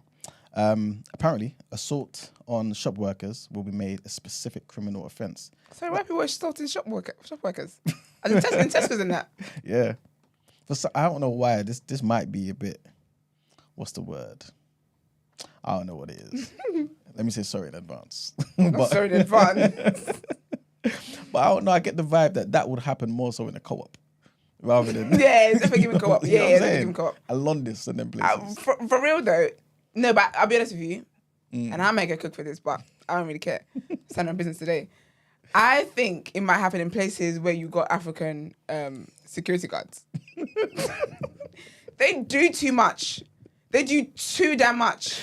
Too damn much. They act as though, Mr. Tesco himself has told them, you make sure not one chip is stolen from this place. They do way too much. So if they're rushing them, hear it. But I don't condone it, at all. but I see why they may occasionally get punched in the head like Joe Budden. I get it. I'm not too sure if this is like the security though. This might be for regular staff. Oh, that's You know what I'm something. saying? Regular, respectfully. You know what I'm saying? But the government basically put out a comment saying that more change needs to occur. And basically, they're basically looking to tackle the intolerable violence and abuse that shop workers are facing. You know what I'm saying? So Sunak himself said, I'm sending a message to those criminals, whether they're serious, organised criminal Sunak? gangs. Yeah, he spoke about Well, it he's the himself. one sending a message. He's not that tough. Well, he's the head of the country. All right, Godfather. But yeah, man, he said, I'm sending a message to those criminals, whether they are serious organised criminal gangs, repeat offenders, or opportunistic thieves who think they can get away with stealing from these local businesses or abusing shop workers. Enough is enough. So yeah, man, he really wants to, basically, make a change, man. And because of this now, a new offence now, if that is considered an offence anyway, what that person's accused of, will carry a maximum sentence of 6 months. Yeah, so perpetrators could also receive, on top of that, an unlimited fine and be banned from that particular shop where they committed the offence. Serial offenders, apparently, could be forced to wear tags so that their movement can be tracked. Yeah. So you're near the Sainsbury's or Tesco, a tag goes off. Crazy, yeah. And apparently they want to put £50 million into facial recognition technology as well. So yeah, at least I guess they're doing something. Yeah, you gotta protect the people, man. It's out of order, man. 100%. Next thing I wanted to mention is, for the second time in just over 14 months, the price of a UK passport will rise. And that's going to be happening today, guys. So yeah, I believe it was like last week or 2 weeks ago, we spoke about passports and making sure your passport's in date. Expiration dates and stuff. Yeah, and being careful about where you travel, because obviously different countries have different rules and how much time they allow you left on your passport. But here in the UK, the cost of applying online to get a new or renewed adult passport will be going up from £82.50 to £88.50 from midnight. So basically that was midnight. They're just gone basically. So from today, you will now be paying £88.50. This 7% rise follows a 9% rise that occurred, like I said, 14 months ago in February of 2023. That's basically what the situation is, man. It's not the biggest thing in the world, but again, nobody wants to be spending extra money on this particular thing. You know what I'm saying? Also, bear in mind for your children as well, a child's passport online, that's going to be going up from £53.50 to £57.50. Also, bear in mind that if you're doing all of this like the old-fashioned way, as in doing it by post and all that stuff, it's going to be more expensive. So for that same child, if you apply by post, the price will go up from £64 to £69. So you'd have been paying much more if you're doing it via post. For an adult passport, that's going to be rising from £93 to £100. So guys, please bear that in mind. Yeah, so it costs more if you apply abroad as well, or if you require a passport urgently, things of that nature. But yeah, that's that. Next thing I wanted to mention, Spotify. There's going to be an increase in subscription. Yep. So yes, it's going to be an increase of up to £24 a year. So this is the second time in less than a year that the music streaming giant Spotify, would you guys consider them the best? I'm biggest? I'm a Spotify man. How much it costs now currently? $10.99. It's gone up to what? $11.99 Oh. So what's 20? What did you say about 24? for the year. Oh, okay. Yeah, for the year. Up to anyway. So there's different packages. Stuff, So for the individuals, £10.99. It's going to be going up to $11.99. For duo package, $14.99. That's going to be going up to $16.99. So that's the £2 difference there. And for family package, $17.99. That's going to be going up to $19.99. So yeah, man. This particular change will occur from May. And if you're an existing customer, Spotify is obviously going to be letting you know via email and give you 1 month's notice of this particular change as well. So bear that in mind, guys. Wendy's. Was it? No. We've got Is it- Popeyes. Yeah. Well, we've got Wendy's in here now, actually. Yeah, Wendy's is back. So they You talk about the food chain? Yeah. Yeah. So they were in the UK back in the day, but then they left and they came back in 2021. Oh, is it? Oh, okay. Yeah. So they had that 20-year break or whatever. But long story short, they're creating more jobs, man. They're going to be expanded in the UK. So I don't know if you've got like younger siblings or whatever, you're interested in giving them some work experience or whatnot. They're going to be creating 400 new jobs. That's going for one in Bromley. We're convenient. I could do with that. Mm-hmm. So yeah, man. Never tried it. Are you looking more work? No, to eat. Oh. You know, I'm always thinking about food. I'm just what to eat. Yeah, man. So yeah, they got new locations in Liverpool, Middlesbrough. They're gonna be opening up a second one in Sheffield, and they're gonna be opening up a new one in Wood Green as well. It's gonna be happening that's this not year. Mm-hmm. Also gonna be restaurants in Southend, on Sea, Colchester, Cambridge, Newcastle. So yeah, man, they're really expanding, man. They obviously believe the people love them and whatnot. The Olympics. The Athletics. When's the Olympics? I don't know. It's coming. It's soon though, isn't it? I don't really care about the Olympics. I think I only cared when they built the Olympic Park. When it was here, that was... 2012. No, that wasn't it. I'm thinking of the World Cup. I just care about the World Cup. Okay. Olympic doesn't really give... It's not exciting, really, is it? It depends who's there. Yeah. It's You just- saying yeah, Bolt in that? You're not watching the races? Okay, yeah, fair. That would be Olympic, wouldn't it? Yeah. There's always someone, well, not always, but there's usually someone special that you might want to Yeah. watch doing something racing. Do they do gymnastics as well? Mhm. Okay, well, Simone Biles there. I'll watch that. Yes. Has she retired? Or is she taking a break or No, something? I think she just got married. Okay. Olympics is decent, man. Yeah, I like Olympics. Oh yeah. Yeah, I can't keep up with it. It's gonna be this year in Paris. Oh nice. Yeah. Oui, this year in oui. Paris. Mhm. What events are you invested in? What events do I watch in Olympics? WWE. I mean, they should Made make that it- clear this week. They should make an Olympics for WWE is lit, by the way. I'll probably go WrestleMania next year. I might go to the pay-per-view in Scotland. Gang. So what are you invested in? Olympics? I watch. If I'm at home, I could watch anything. I like the gymnastics, the horse thing, and the beams, and the trapeze, and the floor. I like all the track and field, not all of it, like 100s, 100s, relays, hurdles. I like triple jump, long jump. I can watch swimming. If I'm in my yard and the Olympics is on, I'll watch it. I like all sports, most of them. When you say invested, it'd probably be when there's Olympians that I like. So like when Bolt and Blake's running, or like Phelps is swimming or something. Or usually I try to track the Great Britain team, see how well they're doing in that as well.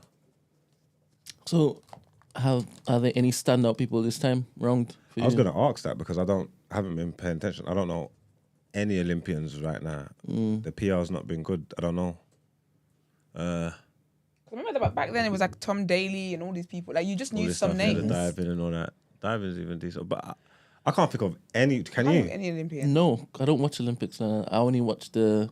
Yeah, but it changes every 4 years, isn't it? So the people, if you're not, is Sha'Carri going to the Olympics? Oh yeah, she should be. Yeah, What about that guy? Then Remember I'll be invested there. I'll watch what she's doing. you know the black guy that's got a friend that told us about. Yes. Do you reckon he might be in the Olympics? Yeah, for real. What was was that? his name again? It was Commonwealth, innit? Yeah. That he did well in it. Is it racist? I'm thinking of Nana. His name is not I Nana. think his friend's name is Kwabena, innit? Yeah, his friend in the cup. I can't Yeah. remember. I can't remember the. If he's in the Olympics, I watch that. Yeah, the only person I can actually think of is Sha'Carri. You see she was getting cooked the other day. Is it? She's Yeah. always getting cooked. No, this is different though. Because who's the other one? The other Jamaican lady that's really good at running. I can't remember her name, but she's cold. Is she still there? Is she still running? Is she old? Otti. She was a legend though. She was a legend though. Absolute legend. Oh, that's rude. Why can't I remember her name? She's cold as well, that Jamaican But basically, runner. she must have done a like a campaign with Nike, and it was proper sick. And then now they've got Sha'Carri doing it, but word for word, bar for bar. I remember they had a bit of thingy because Sha'Carri kind of was a bit cheeky with her because she kind of wasn't respecting the elders in the game kind of thing. So people were like, oh, like, this is a disrespectful. What is her name, though? Someone in the chat, please. They're gonna do it. Is she kind of short? I don't even know. Shelly Ann. Shelly That's Ann. it. Fraser, that's the one. That's it. Yeah, Shelly Ann. Shout out Yeah, Nightfall. boxing's good. Boxing's good at the Olympics as They did well. boxing in Olympics. Yeah, boxing's decent. The amateurs. So not Anthony Joshua representing the nation. He did. Although he came from there, Did he? he got the gold. Oh, that's cute. Yeah. It's a nice story. Yeah, Okay. man. But yes, I mentioned Olympics because athletics are going to become the first sport to introduce prize money at the Olympics. So before you just get your gold, you go home. What? They did have the goodness of the heart. It's an honor. You know what I mean? You get your medal and something for life. Yeah, but do you get opportunities after that though? To do what? Yeah, From brands and stuff. sponsorships Oh, yeah, and of course. stuff. Okay, Yeah, fair. yeah, Because yeah. if I'm just doing this, talk about honor. No. If Yeah, yeah, you got a lot of kids, stuff. good time for that. But at the same time, that honor to be able to say you're the very best in the world. You know That's what I mean? lit though. That's what I'm saying. Yeah, but it's got to bring me something there. Even if I came accolades. third, I'd be like, oh my gosh, I'm the third best in the world. Mm. I should bring me some free stuff. Nah, man. To be fair, if you I'm get in third bronze, best in the probably world. would. Yeah. That holds weight. I don't know why I just thought of what's his name. Sorry, her name Jenner, Bruce. Bruce Jenner. Oh, the one that goes back in now. That's the That's the one. woman of the year. Yeah, they need to stop that foolishness. But yeah, Mr. Bruce. You can be woman of the year and what's you his be name? woman for 2 months. What's his name again? Caitlyn. Caitlyn. That's it. Yeah, you remember he got a gold as well. He was a legend as well, but in his Well, time. Bruce got the gold, not Caitlyn.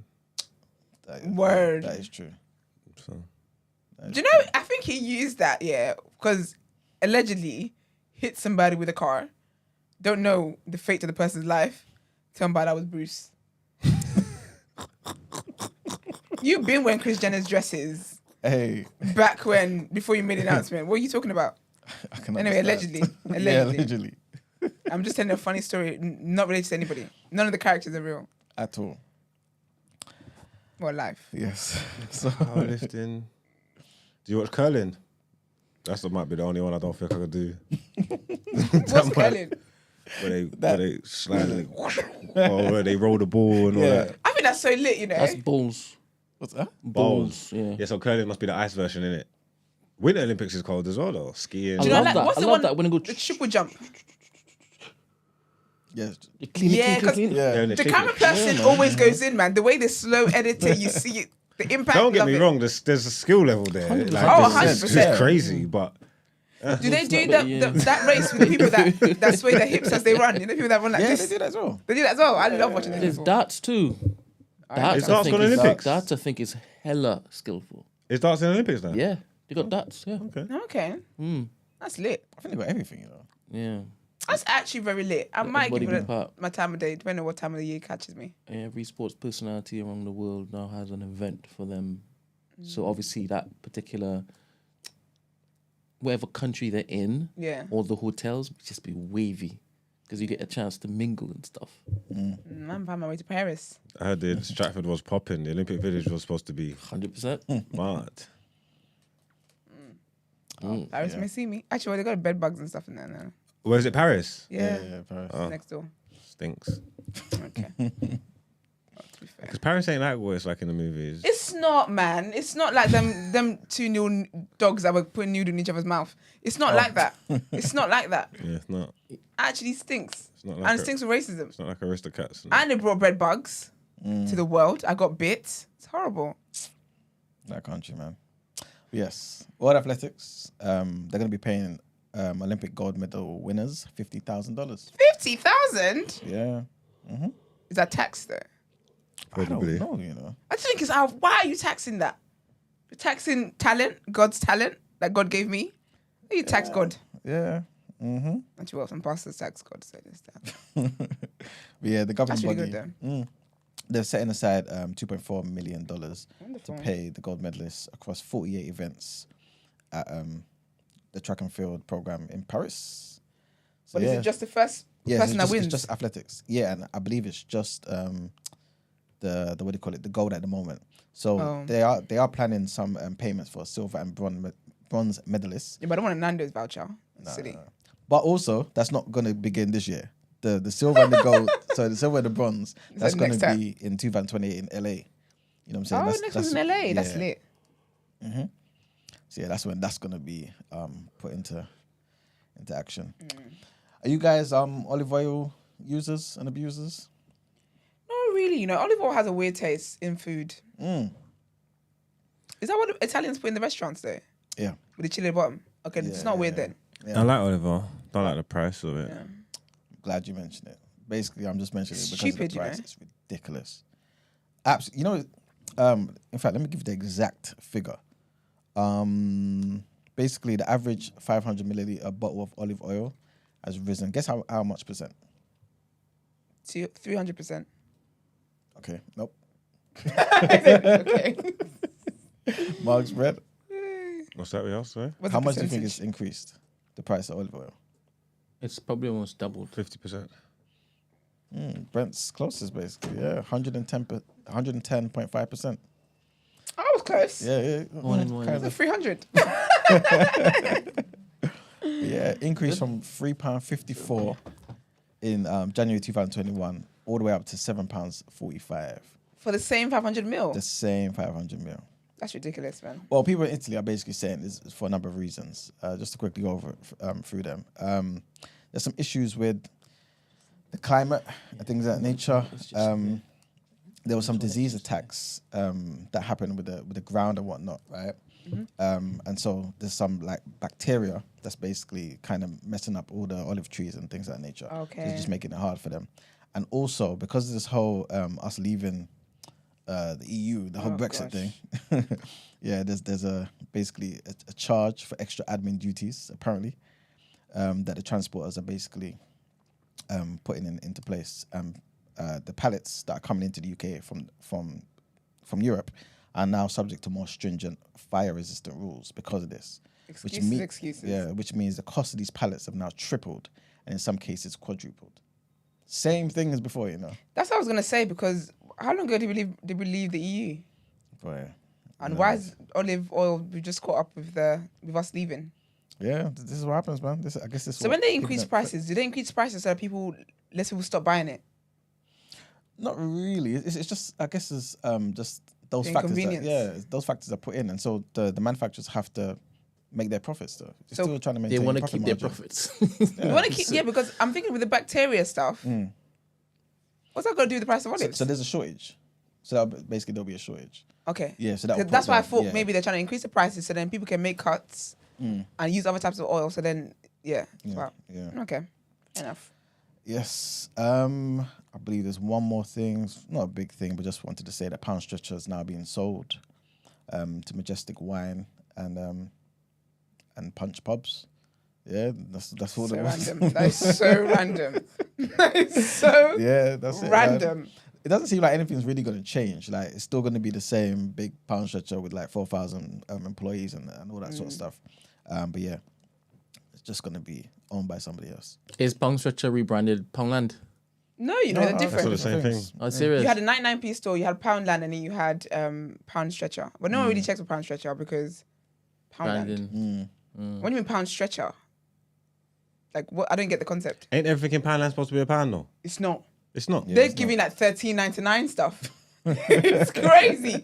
I think they've changed the brand to like the nearest pound. Like it'll be in pounds, which the country it will have to be in pounds. Poundland Yeah, I stopped think being that's what they Poundland mean. I think years that's ago. mean that's just the currency they use. Yeah, it's the currency.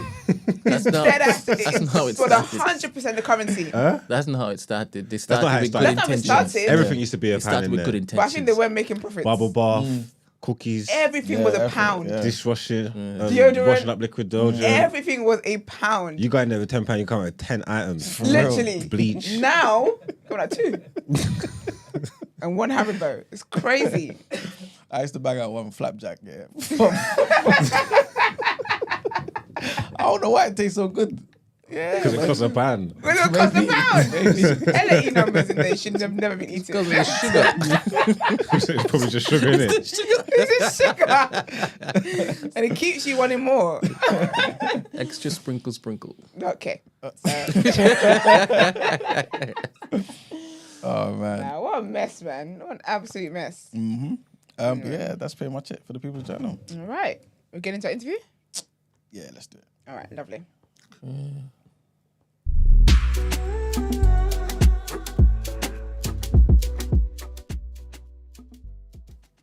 All right, people, we have a lovely, very special guest today. It's actually really cool because she might be your next, she might be the next mayor of London. For sure. That's lit. Love that.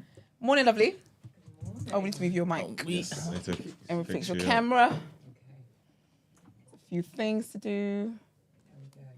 So can you put the middle one down, please? What do you mean? Yeah. Thank you. Nice and crispy. Gotta make sure the melanin is popping and that. That's right. No, I think a little bit. Thank you. That mic. Okay, lovely. Oh, it's not on? Yeah. Okay. Oh, 1 second. No, it's cool. One on, I don't think. So, I like a silence, you know. I like a silence when someone's doing something. Then we're just sitting there thinking about different things. So Love the it. thing that I'm thinking about was the might. I was going to say, it's not a might, I will be. We have to All right. Amen. Yes. into existence. Do you know what? Yes. Amen. Amen. That's what I was thinking about. Amen to that. Yeah, fair.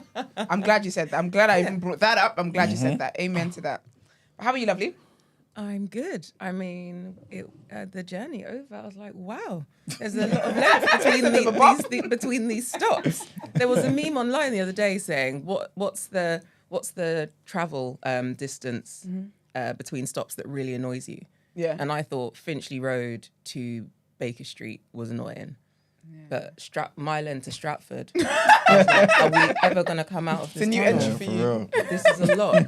I don't usually get the Central line to Stratford. Oh, okay. So I'll be on the Jubilee or on the Elizabeth line. I was like, we're still here. I think it's been 6 minutes. But I'm obviously going to have to spend more time on the Central line. Yeah. On ground. So, Can you say where you came from, or is that? Do you not want to? yeah. Sorry. Can you? Though? Wembley Park. Okay. Yeah. Look. Yeah, it's not. Wait, ain't been on this whole time. No, it's, No, it it has. has been before. But it's Probably just, just. I was gonna say, wow. yeah. And this didn't go to your best material. What a waste.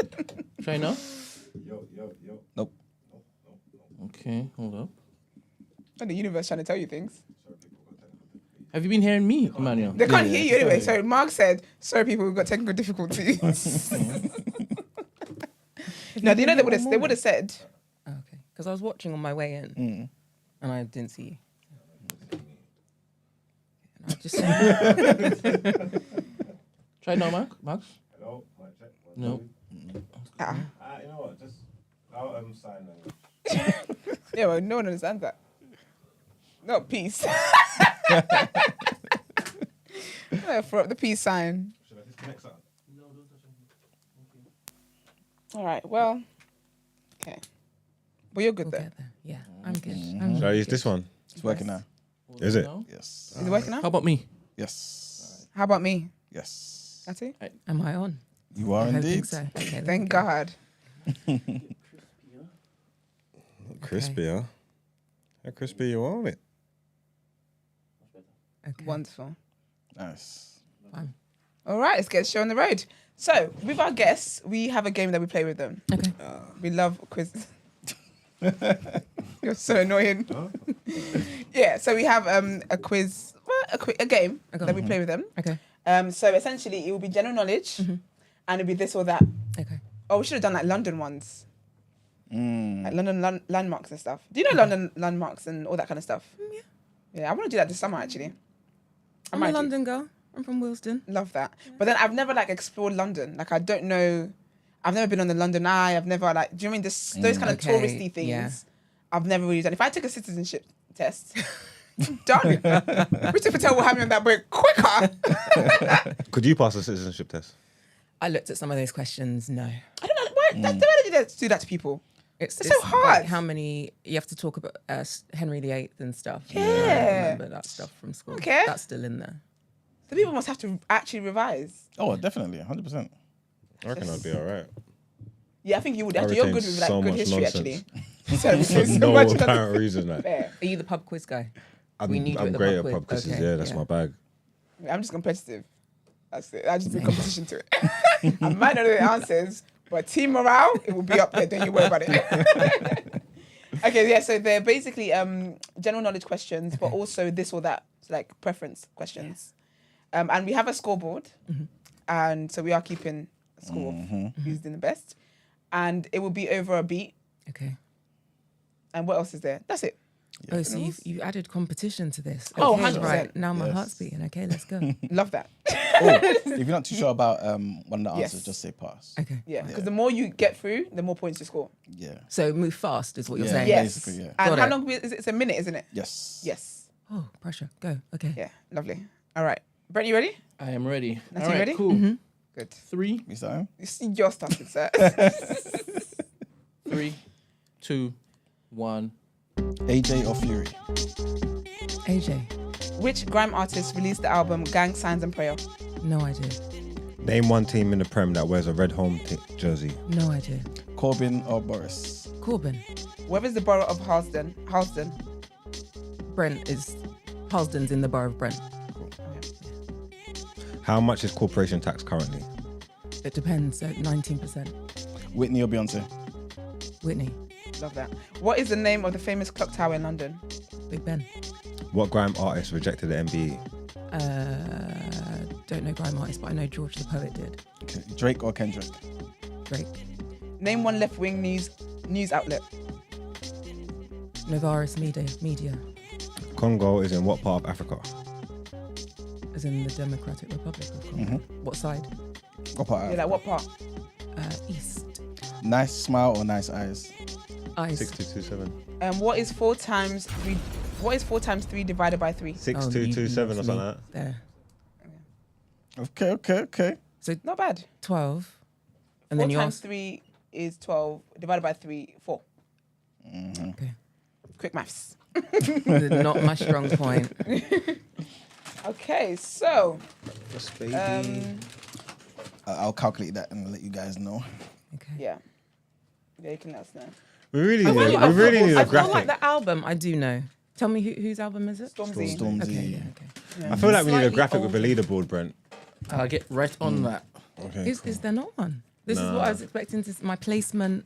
Oh, I'm gonna tell you. no, I'm gonna tell you where you Oh, are. we'll take your placement. Yeah. We just can't make a song and dance about it. Okay, I accept it might be quite low. I'm not someone that has a, some people are just like bang, bang, bang. I'm not. I'm like, let me. Because I think knowing that something that you're under time pressure just creates pressure and it's just too much. So I feel like, that's why those shows, like the shows on TV, I get why they ask them very obvious answers. Like what color purple? Color purple is what color? I can see why people are like blue. the pressure. It's stressful. I mean, the pressure. So I get it. Yeah, I get it. I thought you were doing quick maths over there. You're an economics man. The choices were easy You think so? because that's instinctive. Yeah. That's just preference, isn't it? Well, you got 17. Yeah, 17 points. Okay, that's not bad. Did you ask 17 questions? No. So basically, for your preference questions, you get 1 point. Okay. But for the correct general knowledge ones, you get 3 points. Oh, so you cool. got 4 of those right, Okay. and you got 5 of your preferences. Okay. So you are basically at the moment. No, you're 7th. You're 7th.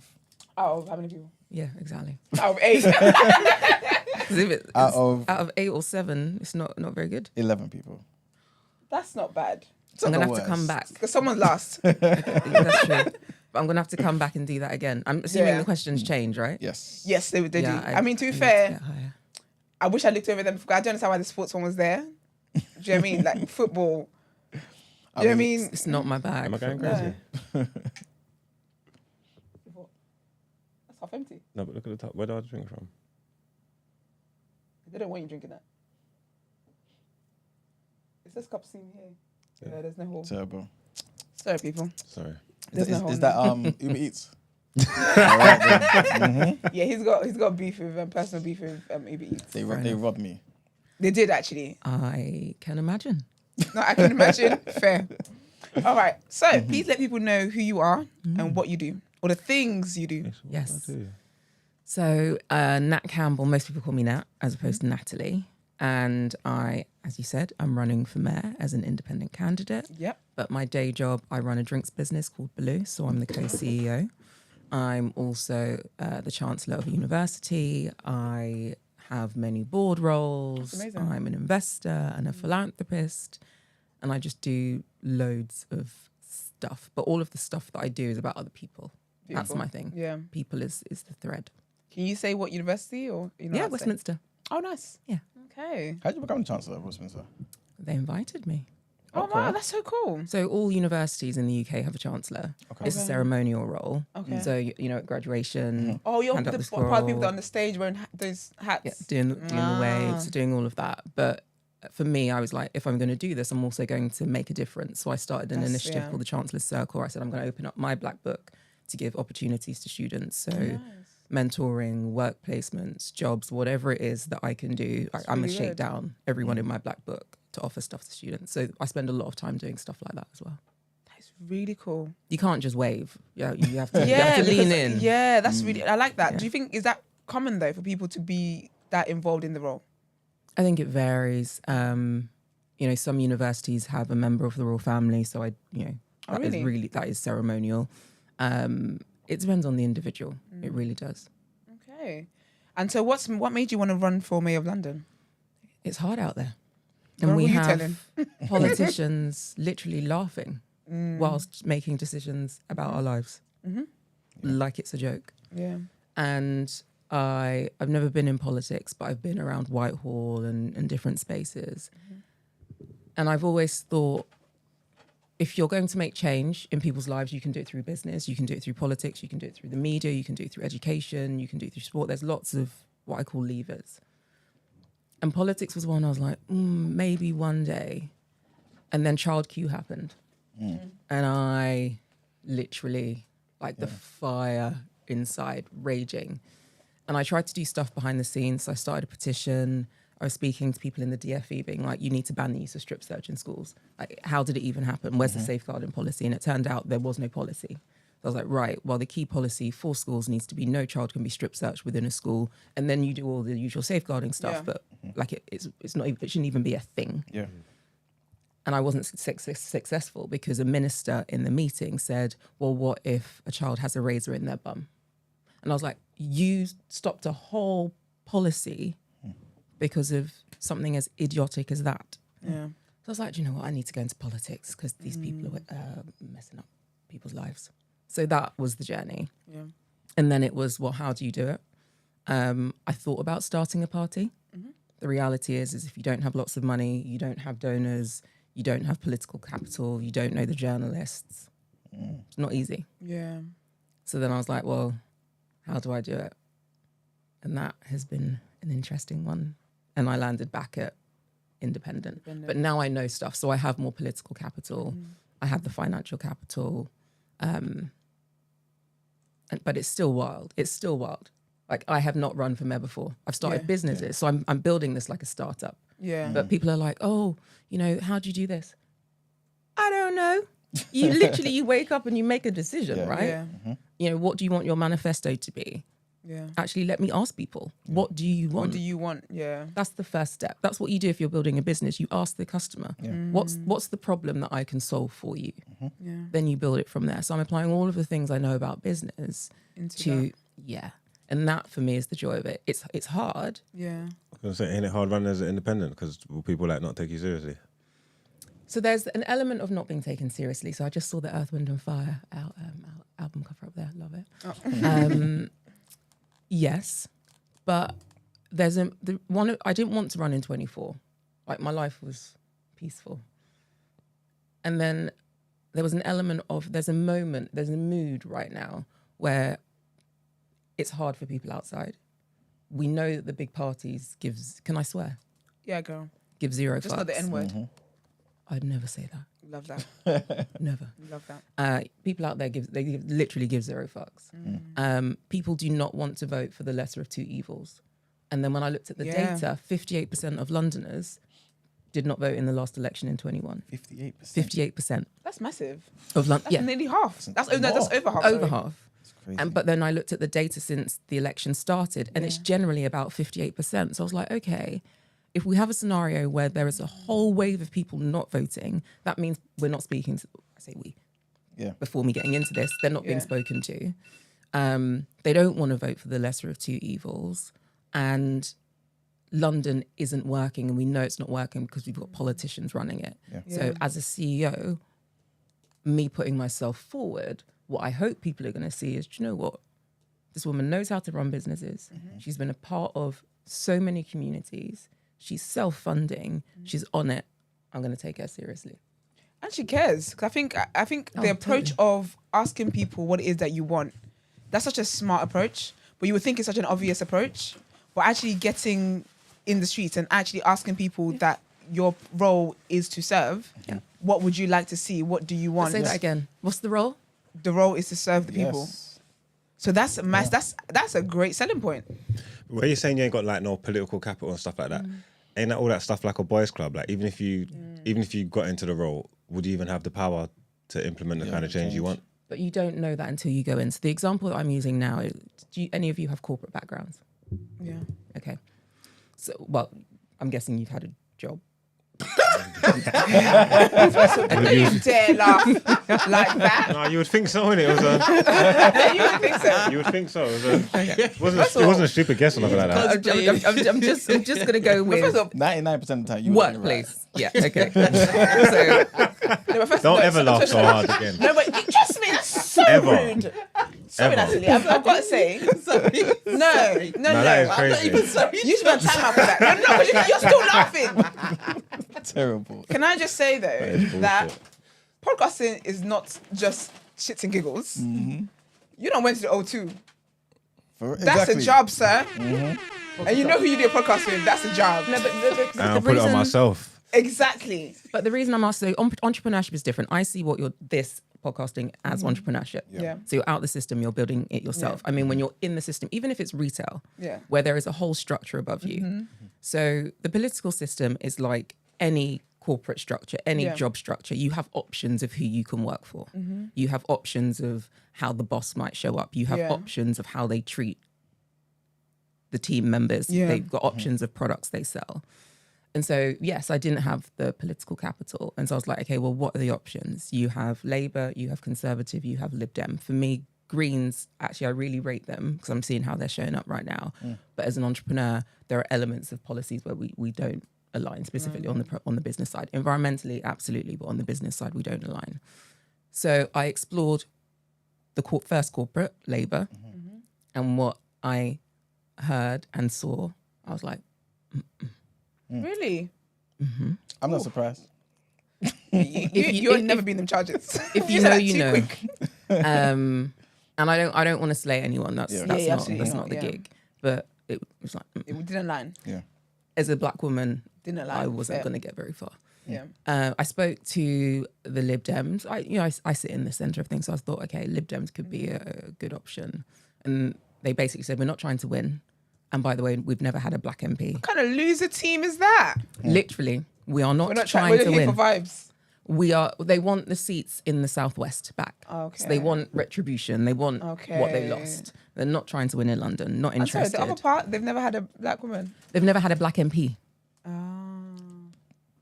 MP.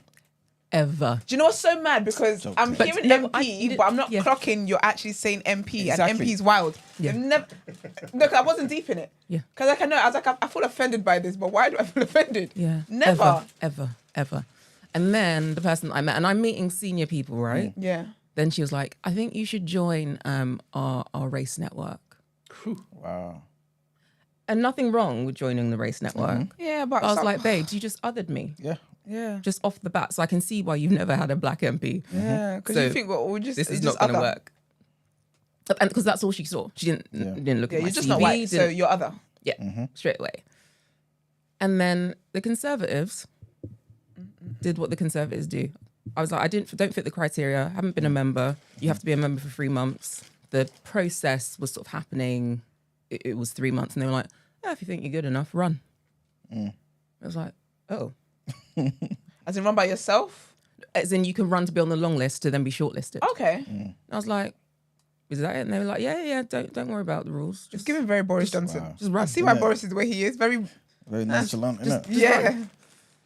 And so I was like, okay. And I called a friend and I was like, fam, it's not, it's not ideal. It's not ideal, but I don't know anything. Yeah. And going through the process, I'm going to learn something. Do I think I'm going to get through the process to be their candidate? No. But do I think I'm good enough? Yeah, absolutely. So I ran. Yeah. This was We're in 2024 now. Yeah. So this was the beginning of 23. They were doing some wild stuff. It's not as wild as where they're at now, but they were wild. Yeah. But going back to that corporate example, you look at the companies and what's available, and ultimately you go where someone says the door's open. Yeah. And that's what I decided to do. So would you say you're conservative? So why would you try and run for them? I looked at all three parties. And that's what you're political- aligned with the most. No, it's the one that gave me the opportunity. The opportunity, yeah. So if you have so Labour was a no. Was a no. Lib I Dem will don't, never get there. Lib Dems other they don't want no blacks. and they didn't not trying to win. And Conservatives are the only one were like, if you want to run, run. No, I heard that, but then say you run and you got in there, then what do you do if you're not conservative? Because then you're gonna be conservative. So the mayor is the role of mayor of London is very different. You have the mayor has the biggest personal mandate of any politician, and so when I break this down, as from a voting perspective, we individually vote for the mayor. Yeah. So about 1.2 million people vote for the mayor. So that vote actually counts for something. It counts. The prime minister, even though it's the party that runs the UK, only about 100,000 people vote for the prime minister. Yeah. So the mandate of the mayor, even if the current mayor tells you he has no power, the mandate for the mayor is huge. You don't have to operate within a party system. And you've got examples with Andy Burnham in Manchester and Andy Street in Birmingham. Street is Conservative, Burnham is Labour. They don't manoeuvre within the party. And when people are like, well, you must subscribe to everything they say, Jeremy Corbyn was in Tony Blair's Labour Party. Yeah. Jeremy Corbyn is in Keir Starmer's Labour Party. You can be in a party and sit at a completely different aspect or end of other views. So for me, it was like, okay, so where do I sit? There's a centrist element called One Nation. I actually posted this on my Instagram. I did a screenshot of the One Nation manifesto and put it right next to the Lib Dem one, and they are exactly the same. And this is why when people are like, oh, but in politics, you must be here or here. At the core of it, most of us, depending on the policy issue, would vote for a different party. Like if it was just on the environment, I'd vote Green. If it just on women's issues, I'd vote for the Women's Equality Party. If it was just on workers' rights, I was about to say I'd vote Labour, but actually at the moment, they're not really even backing workers' rights in the way that they should do as the Labour Party. If it comes to taxes, I'm voting Conservative. I like a low tax country. All right then. Do you know what? That's such an... Do you know what? He gets cooked all the time being a Conservative, so today's his day, to be fair. You can have this. No, but the key thing is, what I'm trying to say is most people are politically homeless. Yeah. And that is the thing about running independent. And my prediction is that as we move into the general election, you're going to have more people running independent because they realised you don't have to be in a party system. Yeah. Previously, you had to be. You did not have a choice. And even if you don't have money, it's really hard. I'm going to say that. So anyone that wants to run as an MP up into, as we head into the general election, financially, it's a lot. From an accessibility perspective, if I had children, if I was in a wheelchair, I could not run. So there are lots of barriers that stop people taking part in democracy that shouldn't be there. But that's by the by. I do think more people will stand as independents because we now do not have to be in the system and we can win. That's the key thing. This is the first point in time where people locally will be like, do you know, I'm going to vote for you because I've seen you on my high street every single day. You go to my coffee shop, you know, your family are part of this community. I know you know what I need and you're going to make decisions based on what's right for this community, not the self-interested chain of politics. So do you have like a strategy or like in place for like, say like just the general public to take you seriously? Because say someone like me, if I hear you're running in that, but you're just independent, don't really have no history in politics like that. It's like, are you, like you're just doing this for vibes. I'd rather go with a professional. For vibes. No, but that's where my mind goes. Politician. Yeah, someone who's got that's the career path that they've chosen. Because I'm guessing there's other politicians that have took steps before getting to the point where they run for mayor, where they've been entrenched in politics, changing policies, doing all these kind of things. So their credentials is. So a different question for you. What do you think the mayor does day to day? I don't have a clue. This is what the problem is. I'm saying people like me, I'm ignorant to a lot of stuff. It's just off perception, just the way I would think. I would think these things without even having real information on it and knowing in it. That's what I'm saying. So do you have something in place? Let me break it down. Okay, so let me break down something slightly different. So MPs, their function is legislative. The main tool and thing they do every single day is write letters. Literally, they write letters. That's their job. If an MP writes to you on behalf of a constituent, you are bound to respond. So if we move it to skill set, their skill set is influencing and being able to write a good letter. And even then, someone in their team writes a good letter. When we think about London, the mayor has a budget of 17 billion that covers the Met Police, TfL, all of the homes that are built, young people, skills, education, arts and culture, the environment. Writing letters ain't helping you do none of that. Writing letters ain't helping you look at a 17 billion budget. Running a business, being an entrepreneur, understanding how systems work, that helps you run London. So the reason London isn't working is because we've got loads of people sitting around the table that haven't functionally done anything at that scale. I sat next to Sadiq for 4 years. I've been on one of his development boards for 4 years. I can see the gap in terms of how we get things made and the decisions that are happening based on the quality of people that are around the table. And that's why I'm going back to what's different about this moment in time right now. I think people realize politicians don't have the skills they need to run the country. Literally, they don't have the skills. So recently there was that investigation, I don't know what it's called, but they were looking into Boris Johnson and the letter and the WhatsApp messages that were exchanged during that particular time. And you realize Boris Johnson didn't do shit. He didn't have a clue what was happening. He got everybody else working for him, and he was just there, obviously, parading himself like a little clown, obviously influencing everybody. So you're right. They're just influencers. And I don't even know if it is Boris Johnson was just writing people letters and stuff. I don't know if he was actually doing that kind of stuff. So he would have been an MP, so he would have had to have done Before casework. he actually became the...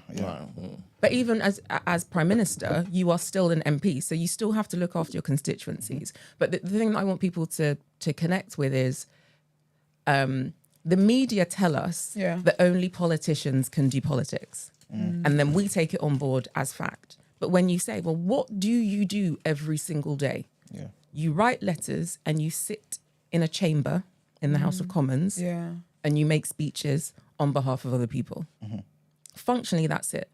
Some of them still do their day job. So some of them are still doctors and teachers. Some of them are still lawyers. Some of them are still in being an MP being a side hustle. But the reason I think that is actually good is because you're in the community.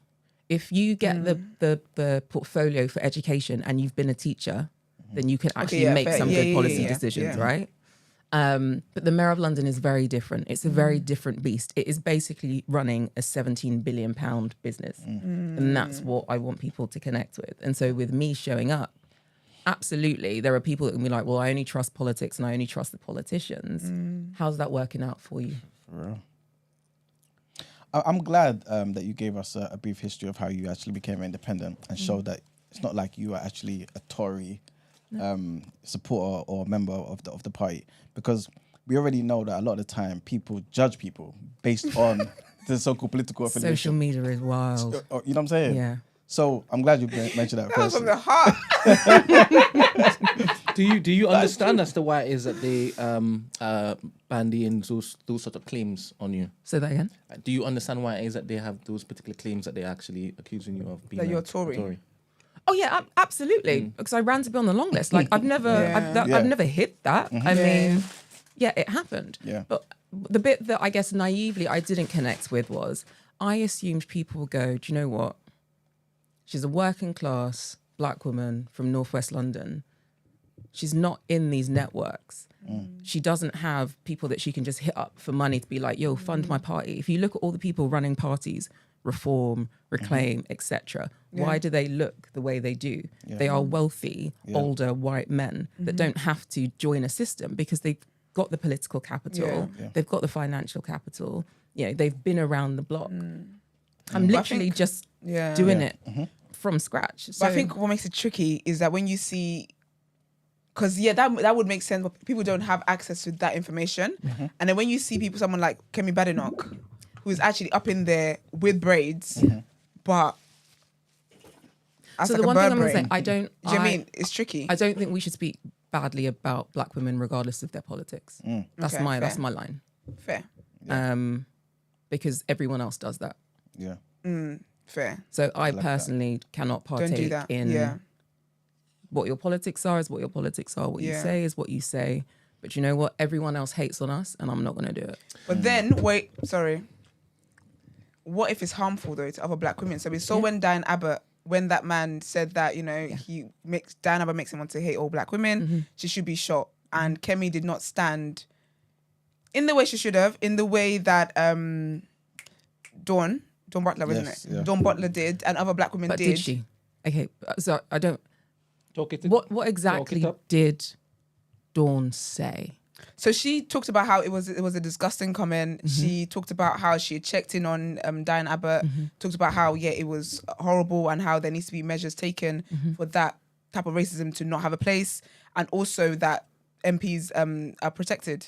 Did their she safety. ever at any point say Diane Abbott has been in this party since 1987 and has contributed loads, and she should have the whip restored? So if you listen to what Dawn said, she straddled a line of what am I allowed to say that means black people know that I hear them, but I'm still going to fit the party line, which is Diane's not going to get the whip back. Yep. Diane became an MP in 1987. She didn't get a portfolio until 2010. So she was on the back benches all of that time. Yeah. And so I think black women in politics have to straddle a line based on being in a party, which is why for me, I can say this right. I will never be in a party. Never. I don't know if I'm even, when I win, keep that road independent. Kemi, so I'm not dissing her in saying this, but that's bullshit. Who's bullshit? Not stepping out and saying this is bullshit is bullshit. Yeah. So that's the thing. So I think in that situation, I will call out, because I like to protect black women. I like to speak for black women. But I will call out foolishness when I see harm being done on another black woman. And as a black woman, you're not showing empathy and the grace that you should be showing. Yeah. So there's that. So, but the point I was making was that I think because sometimes we have these examples of other black women who, let's just say, they're not allies. That's why people might look at you and then kind of pass that judgment, because again, we've seen this before, and the other ones are not allies. So when I hear that you were part of a Tory party or you went on their list, I'm gonna think, another woman. Like, you're not just gonna get my support because you're a black woman. Totally. It's like, here we go, another one kind of sending us out. Yeah. I totally get that. Yeah. But I go back to what I was saying. So, but naively, when I started in that process in 23, I wasn't thinking that. I was just thinking, I want to help. I want to make a difference. And this is the pathway that I've got. My consideration was their policies are wild and their policies aren't helping us, but they are the only ones saying to me, come through. You can run. And I'm with you on the Kemi bit. We can definitely call out what she says, but I've watched elements of some podcasts where they go in on her, on how she looks, on loads of things, and I'm like, so many other people do that to us. That it's not my world. I've cussed her a few times. I will be very honest with you, because she just gets my. I can definitely cuss what comes out of her mouth. Yeah, I've cussed her a good few times, but to be fair, you give me a different perspective, and I will take that, because that is true. Like, she does get cussed by everybody. But it then validates everyone else doing it and saying it. Yeah, that's true. Frank Hester, and I don't even repeat what he said. Like, he feels like he can say that because he's probably seen someone saying something similar about another black woman, and possibly a black person saying it about someone they didn't like. And it's like, we need to speak to ourselves with love and grace. I'm looking at, what's on your wall. Let us all practice love daily, lest we forget. This is our most important work. If we don't love on ourselves and talk about ourselves with love, even in moments of disagreement, we give everyone else the right to speak to us any old way. And I don't know any other communities that actively say, I'm gonna let me cut the knees off my fellow whoever, whether you put it in the space of ethnicity, race, religion, whatever it is. So it's not a place that I sit in at all. So you challenge the words, not the person. Yeah. Oh, absolutely. I will challenge your words. I will challenge your policy. I will challenge your approach. Yeah. But I will never go at the person, the individual, who they are, how they look. And it's one of the first things that people started doing to me online. And I was like, girl, how do you look? You look cute. But like, I don't wear makeup. I'm wearing lipstick today. But people like, just going in, she's got an egg hair, blah, blah. I'm like, people, how are you talking about us like this? Yeah, that's sad. Like, we need to do better by ourselves. And we can absolutely disagree. But if, literally, I'm going to say it again, if we don't love on each other, no one else will. Word. So if I'm to vote for you, I am expecting you to hold a certain standard when looking to protect me. Yes. And Emmanuel and Esther and Margs when it is that you're on that public stage.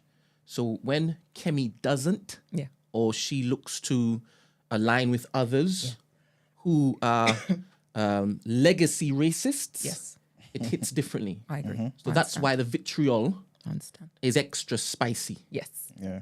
Do you understand? So, but I get what you're saying, and I don't think that us doing what some people did to Kemi is why that fella felt he was. No. Yeah.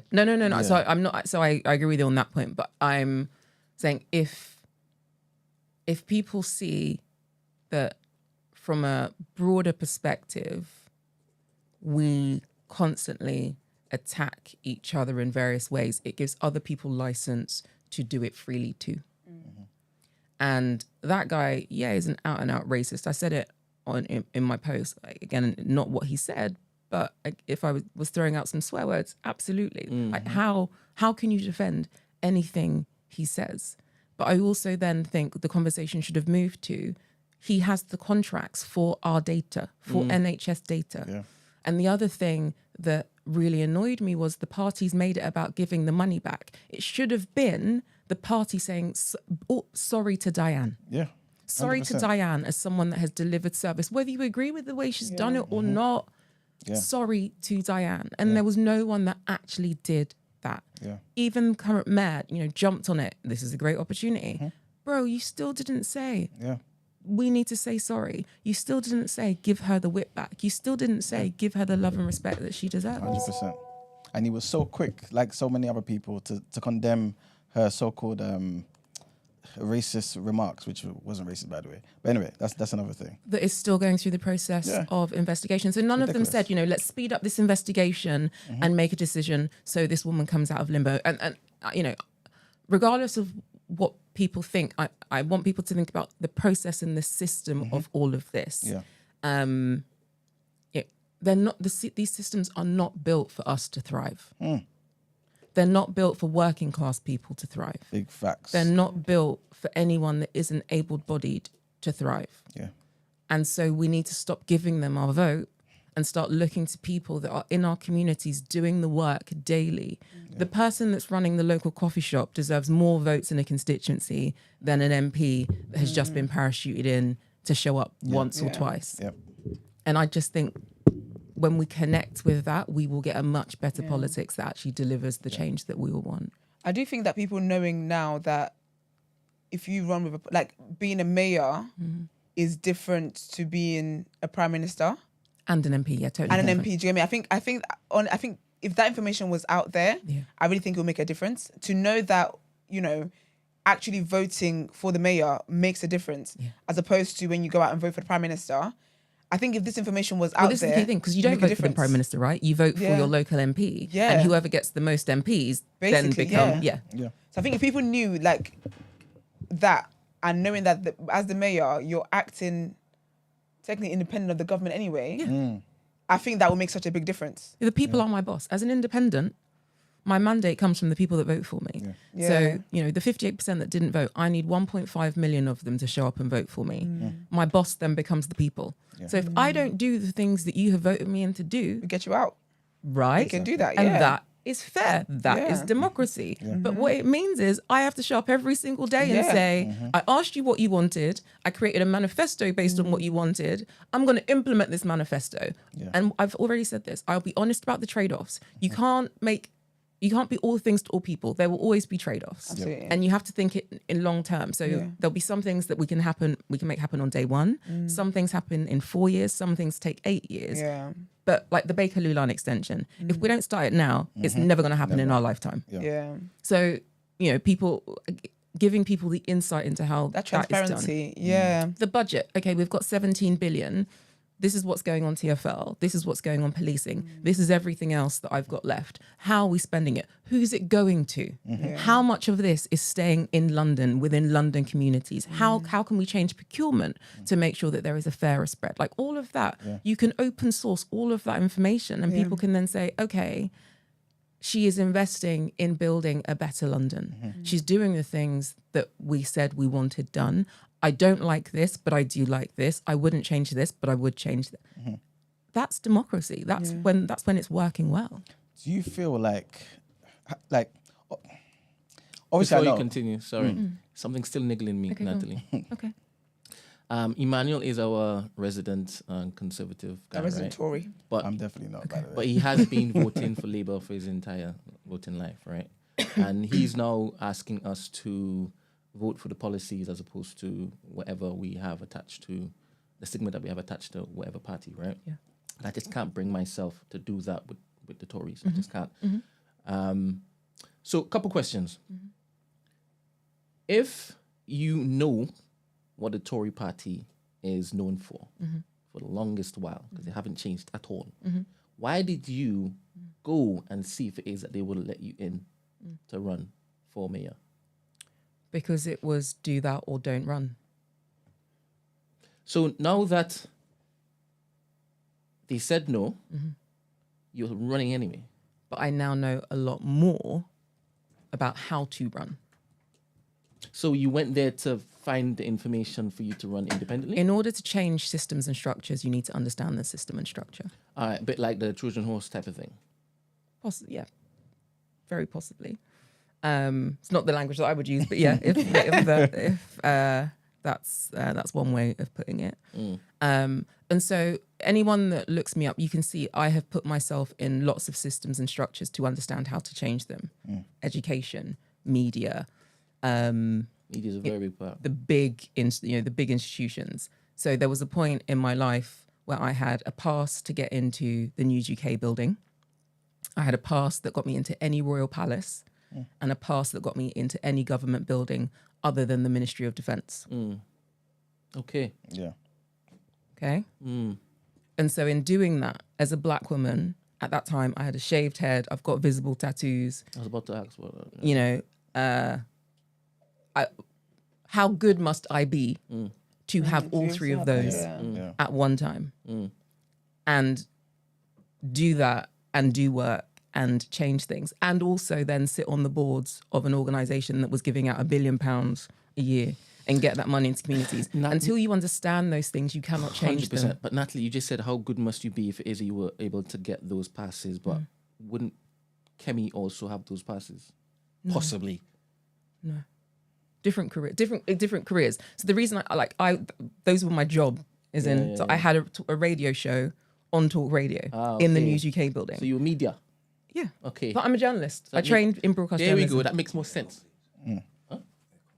Good. That makes more sense. I don't know if it is that you can actually say this. I fully accept your point. There could have been another way. I would say I wouldn't be able to run the campaign I'm now running without having gone through the process of a party system. Just the data that I got access to. Like, I couldn't break down the 58% of people that didn't vote. Going into, you get that data. Yeah. They tell you why they don't try and speak to the 58% and what the structures are and what the policies are and how you do the on the ground campaigning. So you're telling me you went in on an incognito thing? It was strategic. It wasn't incognito. The process, absolutely, of going via a party was strategic. Yeah. I want to run for mayor of London at some point. Yeah. I need to know if it's possible within a party, Yeah. and I need to know how to run. I did register a party name prior to all of this, so my intention was independent. I just didn't have the money. It's not. I've dropped 25 grand to do this of my own money. I've got a loan at an APR of 7.9% to do this. You know, being in a party, I wouldn't have had to put the money down. I wouldn't have had to go through the nomination process. I wouldn't have to design my own manifesto. I could literally just pitch up. I would be, you know, on LBC and I'd be on BBC and I'd be able to, like, these people are just ignoring me. Yeah. So it's just, so being in a party is much easier. Yeah. So yes, strategically, I made a decision. Yeah. I've never hidden any of it, so it's not really an incognito. Yeah. But I would say my naivety. I didn't think that people would be like, she's the devil. Okay, cool. And please don't mind interrupting me if it is that you need to expand or elaborate on something that I may not have understood. Right? Cool. Because I know that you're here for a lot more purposes than just to basically be our guest. Secondly, most importantly, the last 4 elections, who did you vote for? As in general elections? Yes, please. So I voted in the last one. There have been a lot. So we're going to go. So the last one was between who and who? Boris Johnson and Corbyn. Yes. I voted for Boris. The one before that was Corbyn and Theresa May. I voted for Corbyn. The one before that would have been the Cameron? coalition. Yeah. Time. Cameron, Clegg. I would have voted for Clegg, Okay. and I don't think I voted before that. But I voted for the Women's Equality Party. So like in local elections, I voted for the Women's Equality Party. I voted for the Green Party. Typically, I'd vote Lib Dem. Cool. Can I ask why you voted for Boris at the time? So I was caught up in the hype of Boris when he was mayor. And, you know, you meet most people and they would say Boris was a good mayor. When he was mayor, didn't he make that statement about the letterboxes and the pickaninnies? So that when I wasn't thinking about that. Yeah. But yes, and actually, I'd never read any of his columns. So the things that he was saying in these publications, it was a surprise As a journalist? to me. I just, you know, he's not, I wouldn't say a journalist that you study when you're doing these qualifications. I'm not print, I'm documentary. So I've just, like, okay, some people say it was naive. I just wasn't. I'm not on social media like that. Anyone can go through my social media. I did not tweet before I started this process. And so the vote. Welcome to hell, by the way. Say that again. Welcome to hell. It's wild. It's wild. So it was like, okay, Sorry. maybe he can do something useful. Fair enough. That What was you all. know about Boris now? Would you vote for him again? Oh no, but also for a very there are other reasons as well.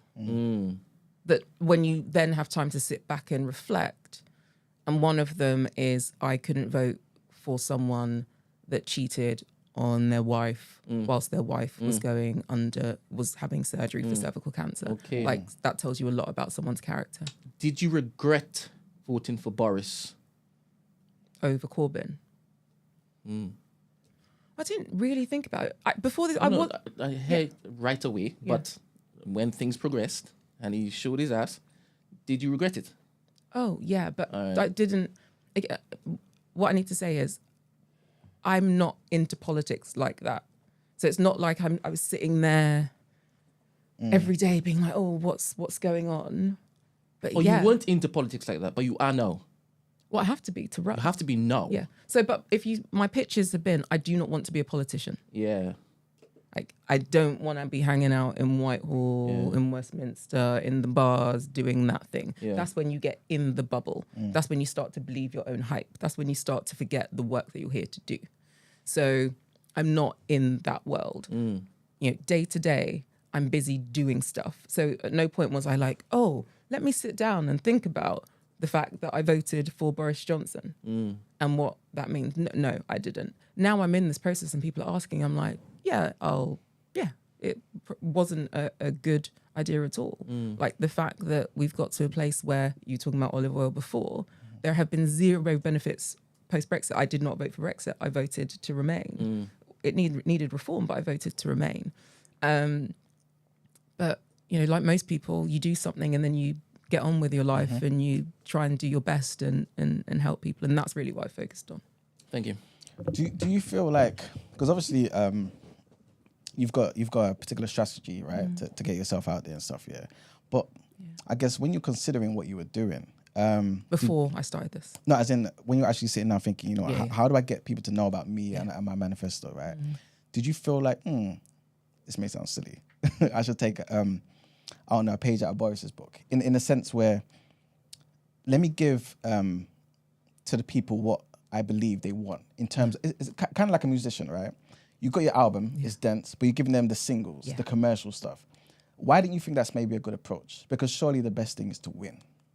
Because I can't run on a platform of transparency when I'm not being myself, because you get found out, right? You can ask me anything about anything and I'll just tell you the honest answer. Because the reality is you can't kill me. Word. Like, so why lie?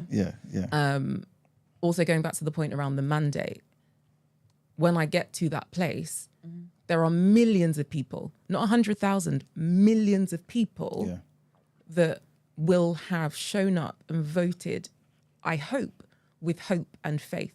So to then pivot totally away from the thing that I was going to do, like, like you will kill someone's whole view of what politics is because you took them from a place of hope to immediate failure. That is someone saying, yeah, I'm never voting ever again.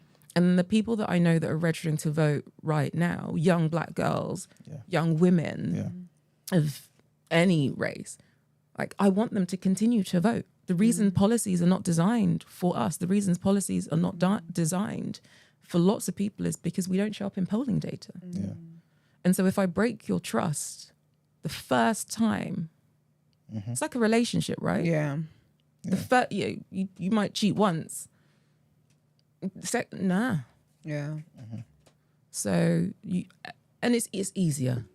I don't go to bed at night tossing and turning and sweating because I'm like, oh, I told this person, and I've promised it. Do you know, I sleep all right. Not last night because I had to wake up at 5 a.m. But I sleep good because I know that I am showing up as who I am. Well, someone's just calling in, but before we get onto that person, right? Can you let people know about the journey to becoming independent? I know obviously you spoke about, you know, trying the different parties, but in terms of like how hard it is getting on the ballot, please let the people know, because obviously this isn't just an easy thing. Wake up and do it. You know what I'm saying? Like, please let the people know about that. So I'm going to track back. So going through the process of being on the party long list, that finished in like July 23. I'm really bad with dates and stuff because I just about remember what I did yesterday at the moment. So that was July, and I was tired, and I was like, I don't know if I can do this. I don't know if I can run independent. And when you look at all of the infrastructure that the parties have and the machine that the parties have, and then thinking about, right, so I need minimum 25 grand. At the time, I was living in Hove at the time. I need to move back to London. I'm going to have to pay London rent prices or move home. And my granddad had just passed away. And so my family home has always been my family home. My granddad raised me. He passed away the November before. The house had been empty. And so going home to that house or my home, but without my granddad, I was like, I'm not ready to do that. So I'd have to rent in London. I got my day job, which I love, board roles, which I love. I was like, do you know what, my life is all right. And so I said, and I was turning 40. So I decided that I was going to go away, do my 40th birthday thing, went to Ibiza, was out there for about 3 weeks, and it was restorative to sing and dance with the girls and just be at peace with nothing to do. And I came back and I said, okay, I can run. Like, I've got the energy. I've got the energy, I've got the love, I've got the backing. My family, I started, at 15, I wanted to be a CEO. I started my first business at 19. My family are like, of course you're running for mayor. Like, what do you need? And so it really was one foot in front of the other. And I decided to build it like I would build a startup. Okay. So you need a name, you need a brand.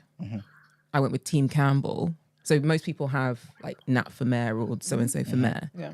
But the dynamic of that is I want you to give me something before I've given you anything. So I said, actually, Team Campbell, I want to build a team. Yeah. The 1.5 million votes, it's a team vote. You now become part of the collective that hopefully keep me in City Hall for a really long time. Name brand recognition is a really important part of getting to the sort of next to your name as well. So the Campbell bit. So I had that, and I just literally designed it on Canva in like 5 minutes. Like any startup, bang it out. Literally, I was just sitting in my living room. So I had that pulled together, like web stuff, and I had some ideas around the core ideas of what people want. But I thought, let me do the survey. So I put the survey up on Typeform. Again, all of the tools that someone, if they were running a business, would use. I had a really good designer and told him to pull it together for me. Did the newsletter on MailChimp. Again, none of this would surprise anyone that was starting a business or a podcast or any of those things. And then I thought, okay, so long term, if I'm starting in October and the election's on the 2nd of May, how do I break this down into the key goals? Yeah.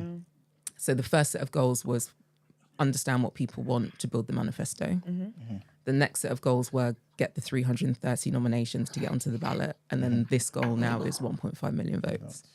So if I shortcut the first part of the story, I did all of the things you'd expect in a startup to get to a place of having the manifesto. So I was doing dinners and roundtables, and I was out in communities, and I'm going to events. And some people say, you're only doing this on social media. There are lots of things that I go to and lots of things that I do not post. I don't like poverty porn. I don't think it's right to go into a community or a food bank or a shelter and then be like, now I'm going to do a video. Yeah. I might do a reflective thing once I've left to say, did you know that we could end youth homelessness? Which But you're going to get them in their vulnerable moments. Yeah. But like, I'm not going to do it in Capitalize on them. exactly. Use them for that. Yeah. So did a lot of that. And then to get the 330, I didn't recruit interns literally until the 1st of March. They don't release any of the information about how you go through the process until really late, because the system is created for parties. So as an independent, you're like, what do I need to do? Yeah. And so the thing you need to do to get on the ballot is you need to get nominations from every borough in London and the City of London Corporation. Now, what that means is you have to get someone to sign a physical piece of paper and get their electoral roll number. That's a task. Most people do not know their electoral roll number. What the parties get is a database of all of this information. So I could meet you in the street, ask you your name, ask you your address, and then get your electoral roll number and get you to sign it, and I'm done. As an independent, you don't get that data. So I then had to wait until the 19th of March, the deadline being the following week to submit it, to then check that everyone that had signed the paperwork had an electoral roll number. And then we were realizing some people didn't. So you think you've completed a borough, and then you have to go back to the borough. Yeah. So, so you're standing in the street asking people to speak to you every single day in the rain. How long do you do that for? We did it for 3 weeks, 3 and a bit weeks. We thought we had it. So I went to City Hall. You go with all of your paperwork, so you get it all filed up. You've got all of these sheets. And we had about 500 signatures in the end. And I was like, hopefully we're there.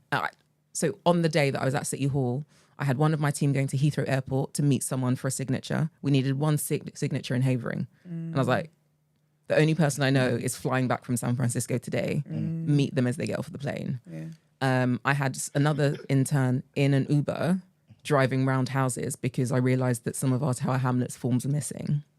All of this is happening. I'm just sitting in City Hall, just on my phone, just like that it gets done. Yeah. sending out SOS messages. I was like, right, I think it's done. And there's lots of other stuff that you have to do. And it's all manual, all hard, print stuff off, sign it. Killed all of the trees, which really annoyed me. Like, environmentally, we need to change the process. Got home on the Friday. So this would have been, so the 27th was the deadline, which was the Wednesday.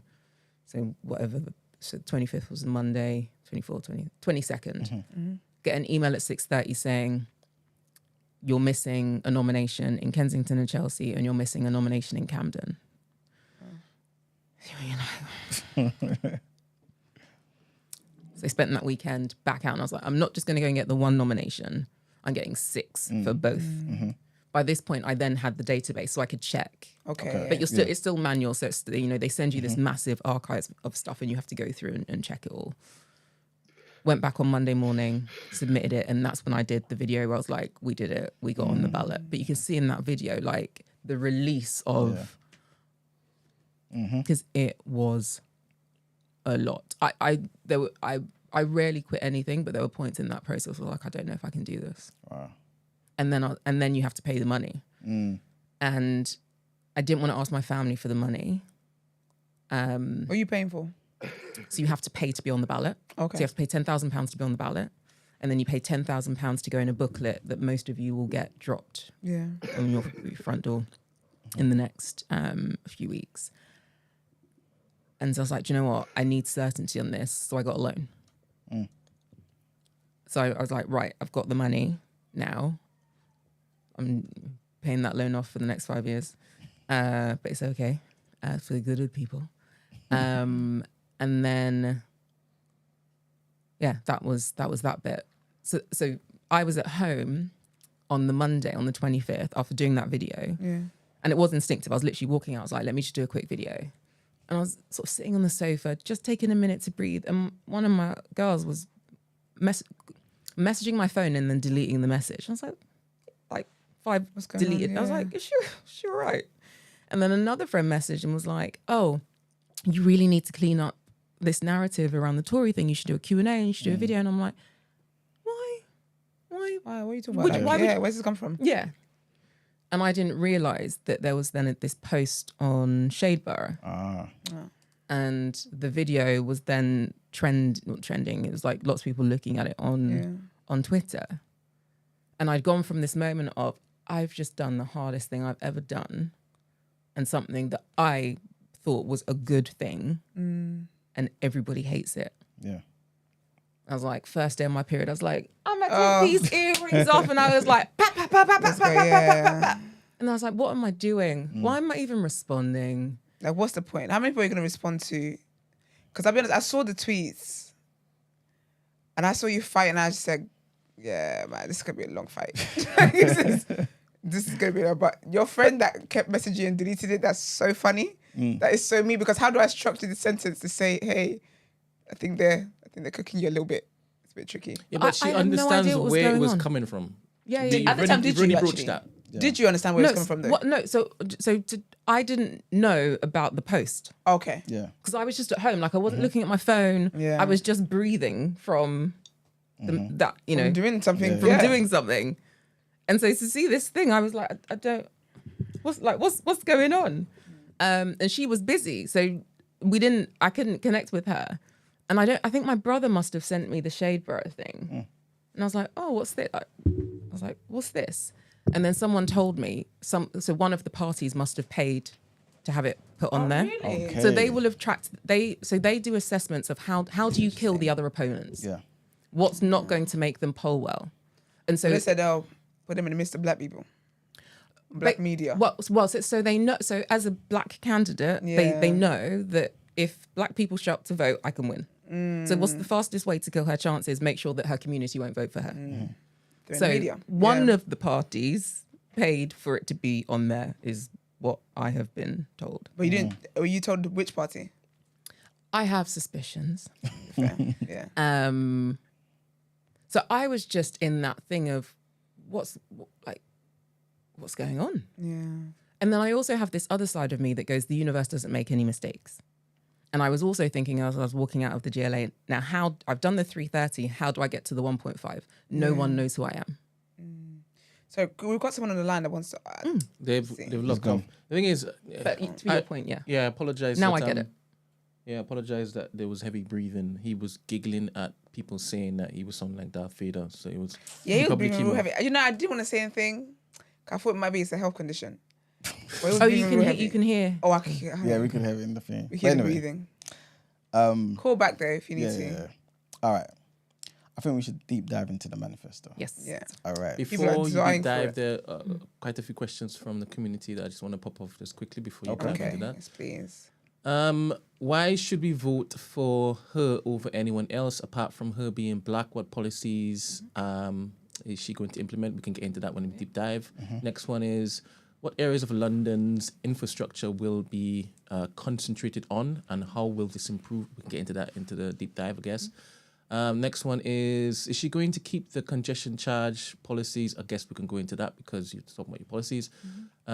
Please ask her about how she voted. It already did that. And that. I'm no fan of Sadiq, but he gives a lot of funding to black and minority charities. Will you be able to increase funding for projects that are showing real impact? Next one is ask her if she has been funded. If she has, then by who? She just said self-funded. Yeah, she just said that she had asked the parents. The parents said F off, so she went for a loan. I didn't actually ask my family. I never got round to asking them, and it's not my parents. I was raised by my granddad, so it's a wider kinship situation. My bad. Sorry. The effect of Brexit on London and how would she seek to address these impacts? I'm sure she's going to dive into that. And run through her key policies. Yeah, we're going to dive into that. Can I also There's use the one toilet here. while we're doing this? Isn't it easier yeah, to you can. stay... So she's gonna go into it quickly. Oh, sorry. Isn't it easier to stay in the room and defend by having your presence rather than us standing up publicly to the extreme for black women, making small incremental changes whilst we are in the room? I think she spoke on that. Yeah. Second one, I don't vote because I feel all the parties that may win are all the same. You, Natalie, being a potential candidate, so I can ask her that when she comes back. So far, Emmanuel, how's it going? I think it's going good, man. Yeah, I think it's going good. I'm really obviously interested in her story and basically the journey, because again, like Natalie was pretty much saying, so many of us don't know about the role of an MP, don't know about the role and the power that a mayor has, don't know about the journey up to that point, and you know what I'm saying, and I guess by extension of that, don't know the power of our votes, because we always hear that, yeah, you know, our votes are powerful, we can do this and stuff like that, but we don't necessarily know, or at least I didn't know anyway, I guess, how powerful it is, especially with regards to the mayor of London. You know what I'm saying? Because a lot of the time, a lot of us may be like, oh, you know, nothing's going to change, I can't be bothered to vote, this, that, and the third. But when you hear 58% of us feel this way, you know what I'm saying? That means we really can do something, because many people didn't vote. Is she going to get your vote? We're going to see the manifesto, man. You know what I'm saying? I'm not biased. You know what I'm saying? I need to hear the manifesto, and I also have to, I guess, assess if I think that person can carry out these things. You know what I'm saying? I've always said that. You know what I'm saying? But I'm glad. I'm seeing that the chat is very active. You know what I'm saying? You people are strict. Yeah, but I'm hope Strict. they have the same energy for Sadiq Khan. You know what I'm saying? I hope people voted too. You know what I'm saying? Rather than just saying, oh, can you do this and all that sort of stuff. But anyway. Did you collate? What are the themes? Would you like some water? Oh, okay, thank you. Quite a few of the themes you'd be able to delve into when it is that you walk through your policies. Okay. Yeah. But one in particular, I don't vote because I feel all the parties that may win are all the same. You, Natalie, being a potential candidate is a breath of fresh air. Thank you for your labor of love. Question: when you win, how realistic will it be to implement the change, considering you may not have the financial funding as much as some and the support from the top? So if I track back, so when I win, I win. I'm in. You Yeah. don't need financial support. Yeah. You are the system. You got the budget. That's Yeah. it. You become the system. And which is why I keep going back to, if I don't do the things that I'm saying I'm going to do, Yeah. you'll vote me out. I then become the architect of society. Yeah. And what I don't like is politicians not accepting that role. I don't like, we have a current mayor that sort of says, okay, the Met Police is institutionally racist. Okay, the Met Police is misogynist. Okay, the Met Police suffers from disableism. Bro, what are you doing about it? Yeah. You are the chief commissioner. The fire brigade, special measures. Bro, you're the chief commissioner. Why do you keep looking left or right? You are the chief commissioner. And leaders take accountability. Yeah. As a CEO, I can't go, we didn't deliver budget to my board because it was my team. Yeah. I didn't set up the structures to enable my team to be able to do what they needed to do to deliver the product. And so it's the same approach. So to that person, when I'm in, I get to work. All right then. That's the goal. All right. So Okay. your manifesto. Yes. Talk to us. Right. So I have shared a couple of things. So I did a video manifesto where I was just talking through the pillars of what I heard from the survey. I have shared tiles so people can go onto my social media and see this. And there are things that I'll do on day one. And I literally mean like day one, I walk in, this is what happens. By the end of the day, these things will be done. And then there are things that I will start to put in place over the 100 days. So the strands of the manifesto are good homes and happy neighborhoods, safe streets and local police, and well communities and better lives. And it comes from the things people told me that they want. I'm sure housing and the police doesn't surprise anyone, right? Yeah. But what underlies what everyone was saying in their messages was, we just want to live better. Yes, it's about the cost of living crisis, but it's also London feels hard. I went to speak to some young girls and I was talking about the route that I used to do through the estates. And they're like, we could never do that. I could do it back in the day because the mood was different. Like if a guy was talking to you or moving to you in a certain way, like another guy would be like, bro, like, come. Or you could say something and it wouldn't escalate into a thing. The anxiety that they were explaining that they are constantly living through, walking through, and the fear, like, we need to remove that. How do you then live your best life or thrive in London if your level of anxiety and fear and thinking, will I even make it to the end of the week, is up here? We can change that. The system can change that.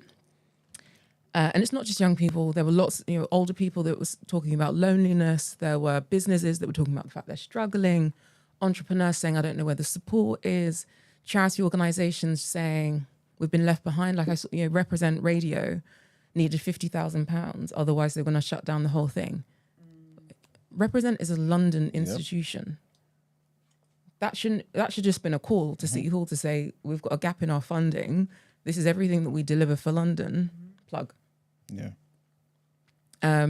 So the manifesto, so those are 3 areas. In short, good homes, safe streets, better lives. Under good homes, we can't just build more homes. I saw they were doing the development right by the station. You have right homes in the right places. Not everyone needs a home to buy. Okay. It's about having an affordable home to also rent. So the mayor has a mechanism called development corporations, where as mayor, I would ultimately set up development corporations within a borough and apply loads of funding to get homes either retrofitted or built. And it's basically a planning mechanism. I would focus on build to rents. The reason I'd focus on build to rents is because you then change the market dynamic around how much rent people then have to pay and the transparency around rentals. So the current mayor's talking about rent caps. Okay, but if as a mayor, I am providing rental accommodation that's all set at £1,000, any landlord that comes in is like, well, it's going to be 2,000, but there's going to be mold and damp and I'm not going to fix this and this. You've got a much higher standard to choose at a much lower price point. So that landlord either has to fix their property up or reduce the price. Yeah. So that's how you change the market dynamic. Yeah. Sorry to cut you, Do you think it's even possible to do the things you're saying? Because if you don't know what you don't know and you ain't got the history in politics, then you might not necessarily understand how it works. So would you be prepared for your legs to get swept from beneath you? Because obviously, I don't think no one person has that much power. And obviously, you're saying Sadiq Khan's got the 17 billion or that, but there's someone above them that sets the budgets. There's people from either side, either parties that are going to be pulling you either way or something, because these people need things to get done. Like, they're just not going to allow you to do what you're doing, if that makes sense.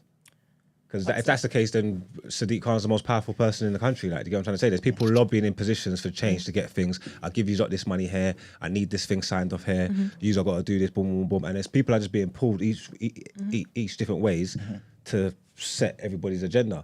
They're not just going to give someone the power to just come and just do what they want, because Sadiq Khan's not that powerful, even though he's in the position that you're trying to get. No one man should have all that power. So what I'm going to say is, he does have that power. Why doesn't he wield it then? Because he's he's not allowed choosing not to. to. This is exactly- No, because yeah, he's it's a choosing not choice. to. So the Development Corporation already exists. I've sat on the board of Sadiq's Development Corporation for 4 years. So I know the mechanism of the Development Corporation. I sat on his local economic action partnership for 4 years. I know the mechanisms and the tools and the budgets that we were literally applying to invest in communities and capital infrastructure in London. So when I say I'm not in politics, I've not been a politician. But I've been around the boards running £1 billion budgets. I've been around his table allocating funding into communities for enterprise infrastructure, for transport, for building homes. Like, I get how City Hall works. Okay. So the things I'm saying are the actual levers that you need to create to do those things. And there's nothing wild in my manifesto. It's what people said to me is, do the simple stuff really well. We know we can build homes. We know we need the funding to build homes. What we need to do to support the rental market is create more rental homes. And so instead of saying, right, we're going to have 40,000 new homes and they're all to buy, because we know what then happens, people with money come in and buy them, then rent them out at an extortionate rent. Like, I pay nearly £3,000 a month in rent. It's a madness.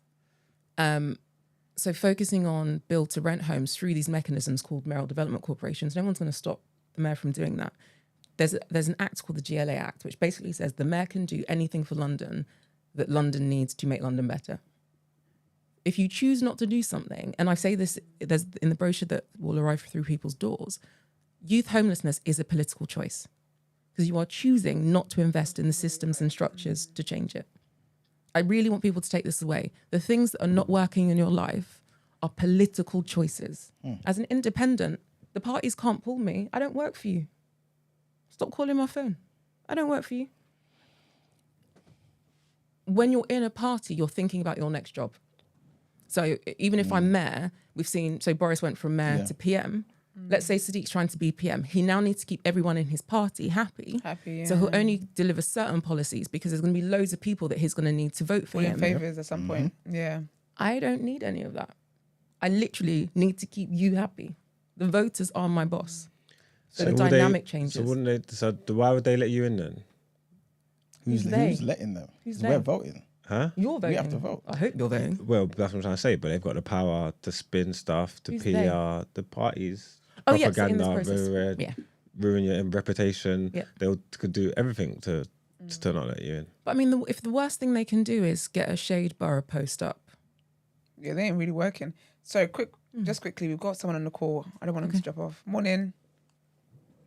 Morning, what's going on? You all right? You right, Ramsey? How are you? I'm good, thank you. How's everyone doing? Good, thank you. What's Good, on your good. mind I mean, today? Before I start with the questions, I just need to clarify, where does the mayor's power start and end? So as we saw with the TfL budgeting, we saw he was getting stopped by the current government. So I use it as an example just to say where would the power lie with you and where will it stop? So how much can you really do? Yep. So on that specific point around TfL, there is a statutory amount of money that the government have to give London. It's called the London settlement. So the budget that I talk about when I say 17 billion, that is the minimum settlement at the moment. When Sadiq is battling the government, it's that he wants more money than the existing settlement to do stuff. Okay. The TfL budget was hit because of COVID and people went traveling. If you have no customers, you have no revenue, but you're still shelling out money because the trains are still running and you've still got people to pay. So that's what he was battling. And government was saying, we're not going to give you any more money because it was politically advantageous for them to say, we're not going to give you any more money. So if you separate those things and let's say we're not going to have another pandemic, TfL's running as normal, TfL generates billions in revenue. It's then about how you allocate. I understand. Sorry, I have to interject. Sorry, because I feel like we're moving away from the main point of the question. What exactly can a mayor do and can't do? Only because that is it's a catalyst for the questions I have next. Okay, fine. So the mayor can do basically anything to TfL. The mayor can do anything in terms of the Met Police. The hiring and firing of the commissioner is the only thing that the mayor needs to go to the Home Office for. But the mayor can hire more police. He can reduce the size. He can close stations. The mayor cannot create,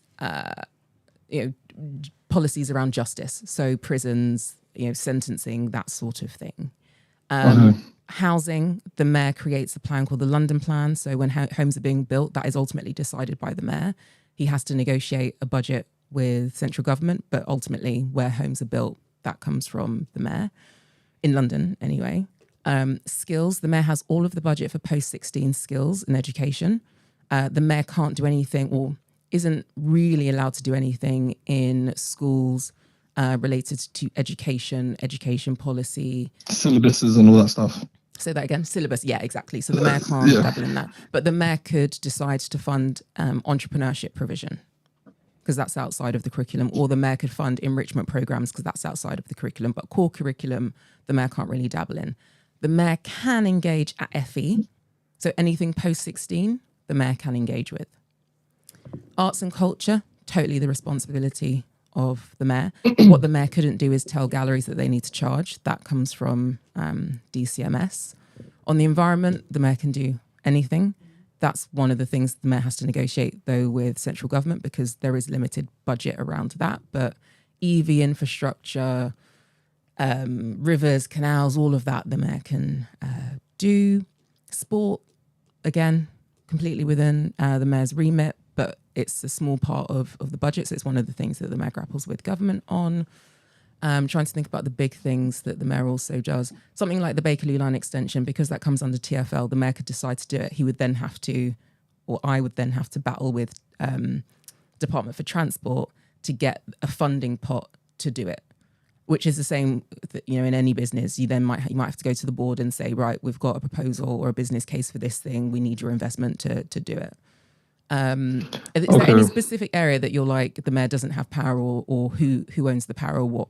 No, I only asked that because obviously with I live in London, I live in South London, and everything has changed in such a short amount of time. The road closures for one, the speed limits. I feel like you even breathe in a car, you're getting tickets. Yeah, agreed. As well as food scarcity. There's people that go to food banks. Yeah. That's why I had to clarify with you what exactly can the mayor do, because to see working people that go to work and have to go to food banks is crazy. But then I don't want to bother you with that if you don't have control over that. So if I can answer that, so I want to answer. So on your road bit, on TfL roads, I would make them 30 miles per hour again. So not around schools, not around parks, not on residential, but on TfL roads. I cannot change the speed limit on non-TfL roads. That is then the local authority. What I can do is apply pressure to the local authority, but I can't make them do it. On your quality of life and ultimately, cost of living, people falling into poverty, the mayor can influence, the mayor can support. So I could support infrastructure for food banks, so that there was not just the facility to get food, but also someone from the Citizens Advice Bureau, for example, and this is a policy idea, that will help you look at, how to work through benefit payments, or looking at financial planning, or support with an emergency package. So I've heard lots of stories of people that through various circumstances, the £70 they had for the food shop has gone because the electricity bill has come in and it's £200. And so literally they have no money to buy food. Supporting with those emergency bursaries, the mayor can apply funding to help Londoners that are in acute emergency moments of need, absolutely. So you'll see the way that the mayor's funded free school meals. Those sorts of interventions the mayor can make. They can't be long-term policies. You have to literally take them on a year-by-year basis, because you don't know what your budget is going to be year to year, or where your surplus is going to be. Right. But the mayor can absolutely do that. In regards to businesses, local businesses, I used to have a business in South London as well. And one of the main things I had a huge issue with was business rates. I think it was around, I think I was paying between 3,000 to 5,000 a month. It's madness. It was a calf. So in regards to that, how much power, and also since we're all swearing, Lambeth Council is a piece of shit, and they're all corrupt and they're disgusting. So in saying that, how much power would you have as a mayor to make sure that councils aren't corrupt? Yeah. And aren't charging the egregious amount that they're charging? Because also another thing I have a problem with is we have one of the most affluent councils, which is Wandsworth Council, charging the lowest council tax. Yeah. Which is wild. Whereas you got, I think, is it Tower Hamlets or something, charge one of the highest? Yeah. So where does the mayor stand with that? What can you do to control that? So if I take your business rates one first, on business rates, unless it's on Mayoral Development Corporation land, the mayor cannot control business rates. What the mayor can do is set a framework and say, this is how you can do business rates better. This is how we can support businesses, and using sort of mayoral funding packages, make sure that if you're a new business starting, in your first 3 years, I could subsidize, and I'm not just saying this as a policy, but I could subsidize the first 3 years of your rates by 50%, just to give you that fighting chance of being established and getting on your feet. Or I could help you with the cost of other things. That means that if you're paying £3,000 to £5,000 a month, actually your marketing is sorted. We're giving you, funding for staff to work for a year or whatever it is. So you look at the levers and where you can change things. The mayor can then also work with central government to change the business rate structure, because the whole thing is broken. Everyone is saying it's broken and it needs to be revised. It won't be revised by this government. It's going to need the next government that comes in with a fresh mandate to relook at business rates. But the mayor can have a very loud voice, because the majority of, a large proportion of businesses are in London. On your next point around councils, so I cannot determine what councils do, but what I can do is, name and shame isn't the words that I would use, but they are the words that I have used. What I aim to do is have a sort of a transparency barometer. So residents, businesses in any borough can rank their boroughs based on... hold. Are they gone? I'll keep going. Let's keep going. So you can basically rank like a trust pilot. You can rank your borough on how well they're doing on certain things, and then publish that. Yeah. So as a business, I can decide: am I going to start a business in Lambeth, or am I going to go to Wandsworth, or am I going to go to Tower Hamlets, or am I going to go to Brent? You should be able to choose based on better data and information, and also what will it cost you, because rates are different in different places. Council tax is different in different places. The quality of schools is different in various places. So creating all of that data to give people the opportunity to make informed decisions. And then on his final point, and it comes back to the questions that you were asking. The other big thing that the mayor can do, because of the huge personal mandate, is influence, is to speak up for entrepreneurs, is to speak up for community organizations, is to speak up for people that, for the rental market, because the government listen. 1.5 million people vote you in. If you run the city that generates the largest amount of tax for the UK, you have a huge voice. But what's happened is that over the last 4 years at least, they've just butt heads, and it's been a your shit, your shit, your shit, your shit. When actually, if it was like, I don't really care about your politics, we need to get London working, because London working delivers for the whole of the UK. You build a completely different relationship. Who are we going to line now? Thank you, Ramsey. Sorry, yes, thanks, Ramsey. The line cut out, No, but yeah, just on I apologize. So I missed slightly a bit the end of what you said, unfortunately, because my line cut out. I was just saying open sourcing, so transparency. You'll listen back. Okay, fine. Ramsey, I've been told you listen back. All right, cool. I think that's it, because I got distracted, so I've lost my train of thought. But I leave the lines open for someone else to call in that isn't distracted. But I do appreciate you answering my questions. Thank you. No problem. Thanks, Ramsey. Thank you. All right, before we continue, Emmanuel, I want you to look at this video, and I want your take on this before I hand it back over to Natalie, right? Somebody in the chat just, it's this video, Natalie. Okay.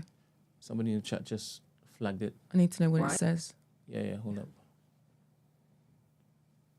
And you can use adversity as a reason to say, I'm not enough for the world. Or you can use it to say, the world ain't ready for me, let me show them. And I want to point to what Diane Abbott said in her Channel 4 interview, Simeon Brown said to her, he said something about being a victim, and he said, I'm nobody's victim. And it's that. That is the thing. We cannot show up as victims. We know we are not in a majority black country. So if you then add the socioeconomic bit in it, you know, I'm working class. I was raised by my immigrant grandparents who came over from Jamaica. Aspirational, yes, but still very much working class. If I made everything that statistically shouldn't be possible a reality in my life would be very different. What I made my reality was who I intended to be. And it's showing up like that. And that's what I want to give to, for me, I want to give it to everyone, but specifically to young girls, specifically to young black girls.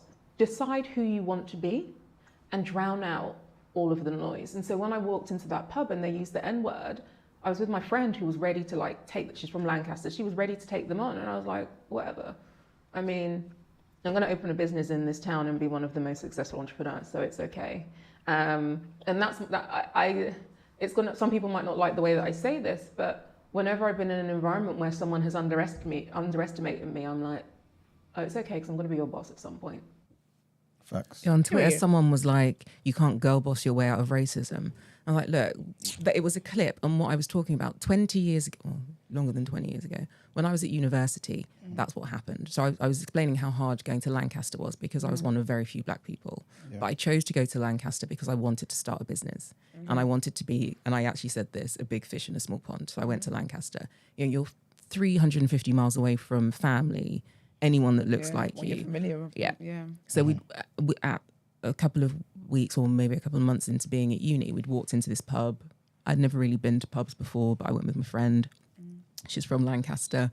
So she wasn't thinking about what pubs I should or should not go into. And they were watching a football game and someone used the N-word. Not at me, they just use it in the environment. But obviously it's because I was walking in. Is it black player? I don't even remember. I'm assuming so, but I don't remember. I was just using it as an example of how hard. So the conversations were separate. I was using it as an example of how hard Lancaster was. Okay, yeah. And then I was talking separately, and you can see the edit is the other way around. And separately, I was talking about adversity and how I think about my own sense of agency. But the two bits then were put together. So I'm guessing the question is, she doesn't believe that racism exists. No, don't do that with that tone. I'm guessing, but is that what they I said? want Emmanuel to respond to that clip first, and then I'll throw it back Then to they you. tell you what they said. Okay. Honestly, I don't have a problem with that clip Okay. at all. To me, I've said this on the show many times before, right? I don't necessarily think we need to be looking at the system to fix things. Like you've said already, the system's broken. The system was not designed for us to thrive in. If people recognize that, they'll stop complaining and look into the system that doesn't want you here, doesn't want the best for you to fix your problem. It doesn't make no sense. So when you take that mentality to be like, you know what, my future will be better than yours anyway. Stay in your ignorance, stay in your racism. To me, that's fine. You're fighting in a different way. It speaks to just doing for self and recognizing I'm not going to rely on people like this and bring myself down to that sort of level. So I have no problem with that at all. Marks? Yeah. I said retweet. Retweet, man. I ain't got, you know me. I ain't got no issues with it. Did you start the business in Lancaster? I did, yeah. It's my first business. You say you bust up? Yeah. So she did what she said she would, innit? Like, so all That's that what you need in trivial the mayor stuff. too. And it's like, I don't know, but I didn't, from that clip, I didn't really know the context of where it was coming from. You said it was edited and all that, but I didn't get you like trying to trivialize racism or anything. It's your own personal experiences and your own personal beliefs and the things that you stand on. I ain't never had no issue with it. So the person in the chat claims that you deleted all the comments from black women that were, I guess, negative. No. Okay. What I did was on that first day when my Twitter went off, I deleted comments that made me feel deep rage. If they also then look at the post that I did in support of Diane Abbott, all of the racists that did not deserve to have their voice on my page, I hid and deleted their comments. Girl, you and just like me. Absolutely. Exactly. But then I posted this hide and delete function is a joy. It's I don't great. want someone looking at my page Yeah. and seeing all of these racist comments under this post and given And it's adding more to my page. Yep. It's I can do what I want. Yeah. And so between that post and my We Did It video that was being reposted, I basically was like, hide, delete, hide, delete, hide, delete. I don't want to go on my page and see So this. is that the clip that was posted on Shaper? No, it was the one okay. where I came out of City Hall and said, we did it. We got the Oh, okay, 330 nominations. So that one I posted on Twitter, people reposting that and saying, she's a Tory, blah, blah, blah. And then I saw that video. Yeah. Mel in the UK is the blog that I did that for. It was one of the first posts that they did, and I posted it to talk about the adversity bit. And what I was trying to say is, you lot are coming for me. It's not going to stop me from running. And then it was like, oh, she doesn't see racism. She's How long ago did you do that interview? It's recent, so I did it. Okay. I did it before we got the nominations. Did you contact them about do you feel like the way they edited it? No, because I didn't see a problem with it. Because the interview, like this one, it was like 2 hours. Yeah. So she just and she titled it how do you deal with adversity or something. And so because she wanted to connect the point with adversity and racism, she just put the two together. It's like a point and example of when you've done that kind of thing. But if you watch the whole thing, there's a whole conversation that sits before, in the middle, and after that. Yeah. But she's amazing. Like, I love her. When no one wanted to talk to me, she was like, do you want to come and do an interview? So, and I get it. You need a 30-second clip. Yeah, because I don't know. I don't really... You know what the thing is? I'm not trying to minimize anybody's experience, this, down the third. Oh, damn, I love that. I'm trying this Thank you stuff. very much. But I'll be honest with you, right? To me, like I said, I don't find nothing wrong with it. Yeah. There's different ways to attack this particular animal, which is racism, right? And when I see what you're saying there, talking about bossing up and things of that nature, that to me speaks to you being, again, what you are today, the entrepreneur, and you recognizing the power is in the hands of the owner, not the employee, who wants to be a representative, who wants to get better representation. No, the power, true empowerment is in the owner. And people need to recognize that. Plus, on top of that, and this is one of the questions I was even going to ask you, when you said, if I made everything that statistically shouldn't be possible a reality in my life would be very different. What I made my reality is who I intended to be. That's what I want to give to everyone, but specifically young black girls. Can we focus on that, please? Yeah, no one focused on that bit. Because at the end of the day, when was the last time a mayor candidate come out and say, I care about black people? We're having to guess. You know what I'm saying? So, yeah, we've got guesses. You know what I'm saying? So again, I get it. I get that, okay, cool, you felt some type of way and maybe you would want more context, right? And for you to explain yourself. But at the same time, people, man, recognize what's been said there and focus on that as well. Yeah, I didn't think it was dismissing racism because there was an acknowledgement of racism. It's more about how it is that you kind of choose to respond to it. Yeah. And do you want to respond to it with anger and that, even when you said your friend got angry and stuff like that, in that situation, I probably would do the same thing because I don't believe in educating people that are clearly very stupid. That there's no point. All I'm going to do is just waste my time, waste my energy. And I do not believe in that. That's why I get the whole hiding comments thing. I get the block. One thing about me, I will block you. I will block you and your generations to come. I don't play. Do you get me? So yeah, I don't know. But I think, unfortunately, what comes with the position that you've placed yourself in running for mayor, you're going to get these things. If you come out and say the sky is blue, because you're a liar, it's looking a bit grey. Do you get me? I think my naivety was that, and maybe it was just my headspace, I'd just gone through something that was really hard. That was day one, and I just wasn't ready. You thought that was going to be the hardest thing?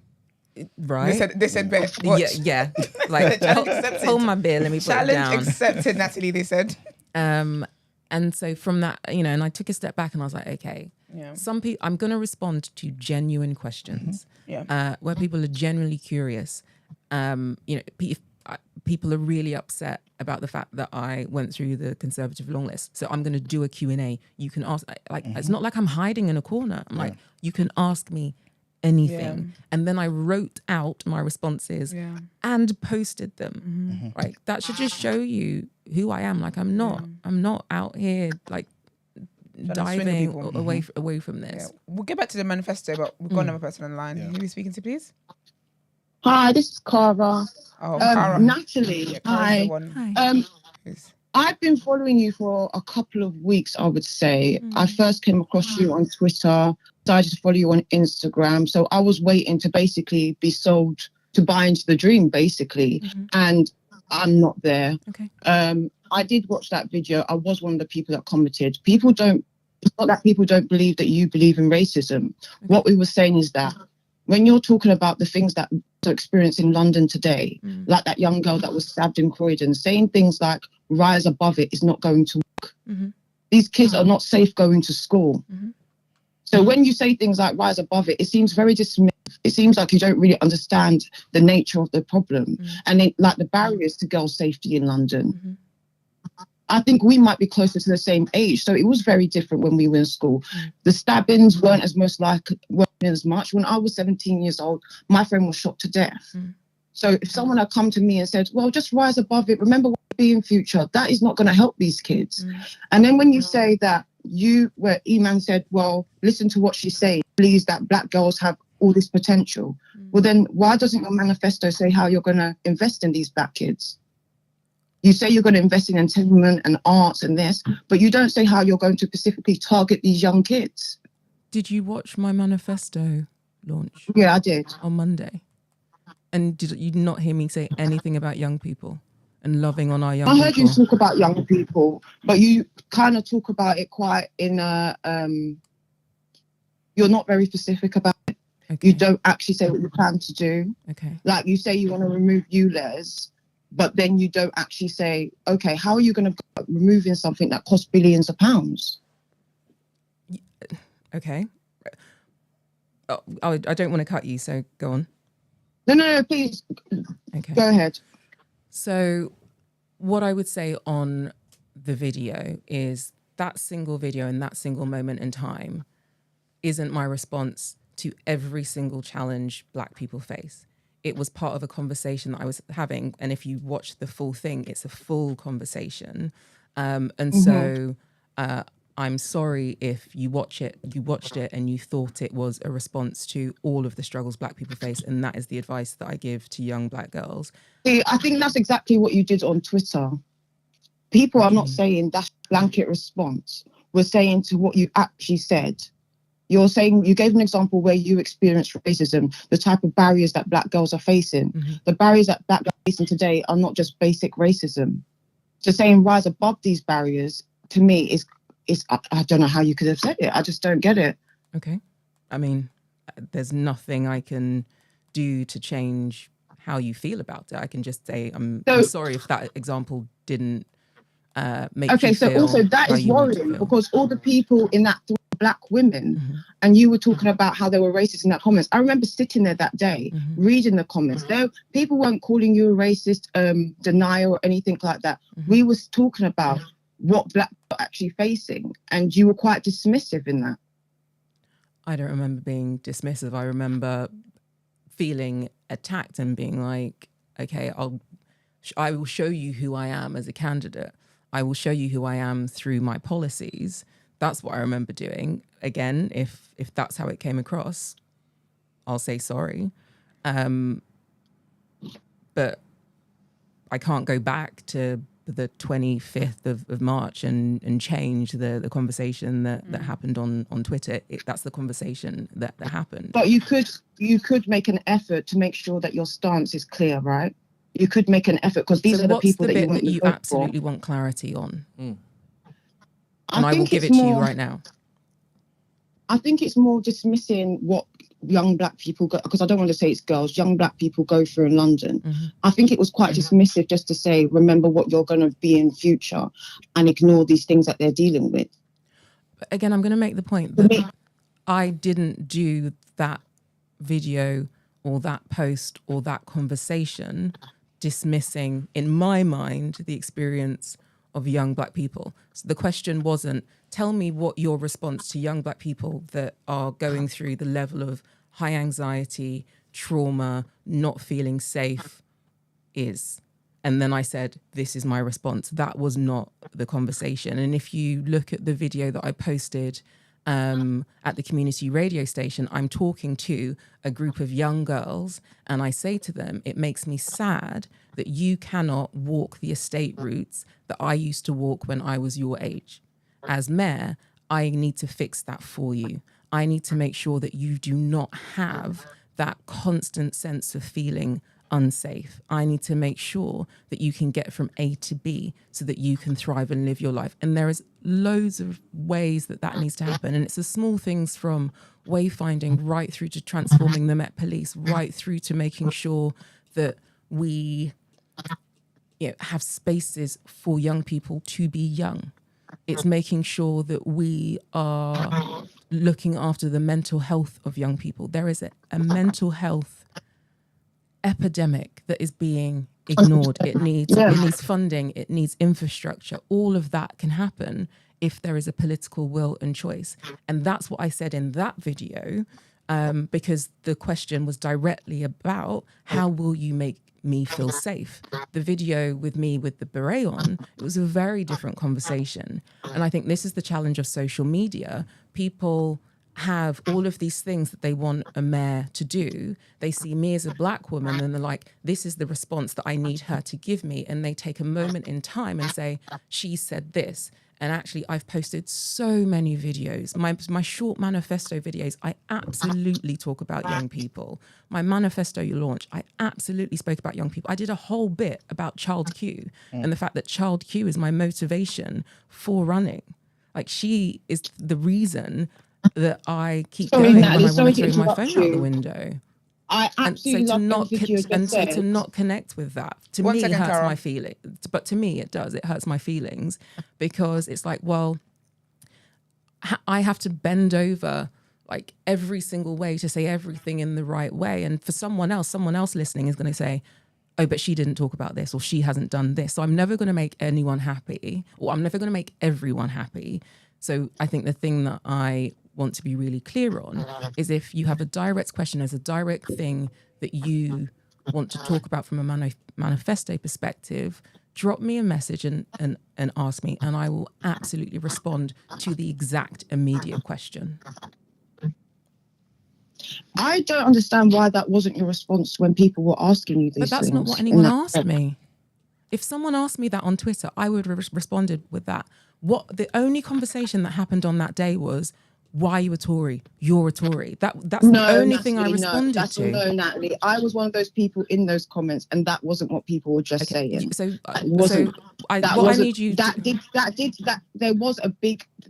were a lot of people retweeting it and saying that, yes. But the people that were actually underneath that video, like myself, that's not what we were. Was this Twitter or Instagram? Was this Twitter or Instagram? This was Twitter. Okay, so I missed the comment then. Yeah, but that's the thing, because it might be tricky. You were responding to see that. Whether it was you or your team. Did you respond to every single tweet that you saw? It was like, what's immediately there? And it was usually the people that were like retweeting the video. I was commenting under their video. But literally, there were hundreds. And I went from like one person liking something to hundreds of people. So I wouldn't have seen every single comment. And I'm guessing you didn't direct message me. I'm guessing it was in a stream of comments. It wasn't in the hundreds. But you weren't on my Twitter page.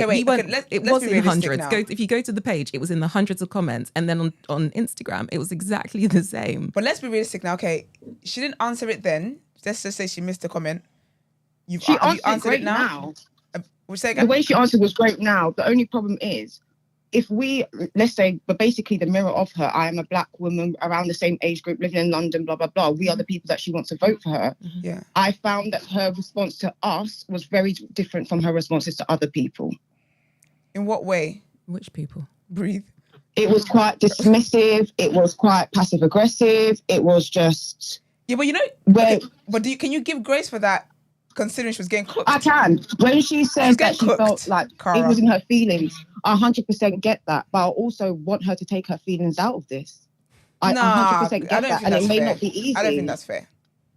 I don't think that's Esther, fair. she chose to align with the Conservatives. That's something she chose to, and it's something that she stands by, and she eloquently explains why she done that, which she could have done. But just to dismiss people being like, well, if you see us as a Conservative, then you don't have to vote for me. You guys don't vote for us. Vote anyway. But you know what? I don't think you're giving no one grace. was listening. I don't think you're giving grace for how many, like what her messages, what her notifications would have looked like, and expecting her to take emotion. At the end of the day, yes, she's doing the job she's doing and stuff, but she's still human.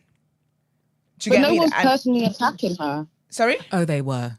I don't think anyone was personally attacking her. I'll be so with you. She's an egghead. She may receive she's personal grief, but I don't ugly. think in that What's press. wrong with her face? She's like bun her. She's reading them off. Literally all of this. That is what I saw. And if I don't want to make this philosophical, but ultimately, I'd finished doing something good. I didn't know what was going on. I jumped online, and you never see the good stuff, right? You always see the bad stuff. So all I saw was the worst stuff coming at me.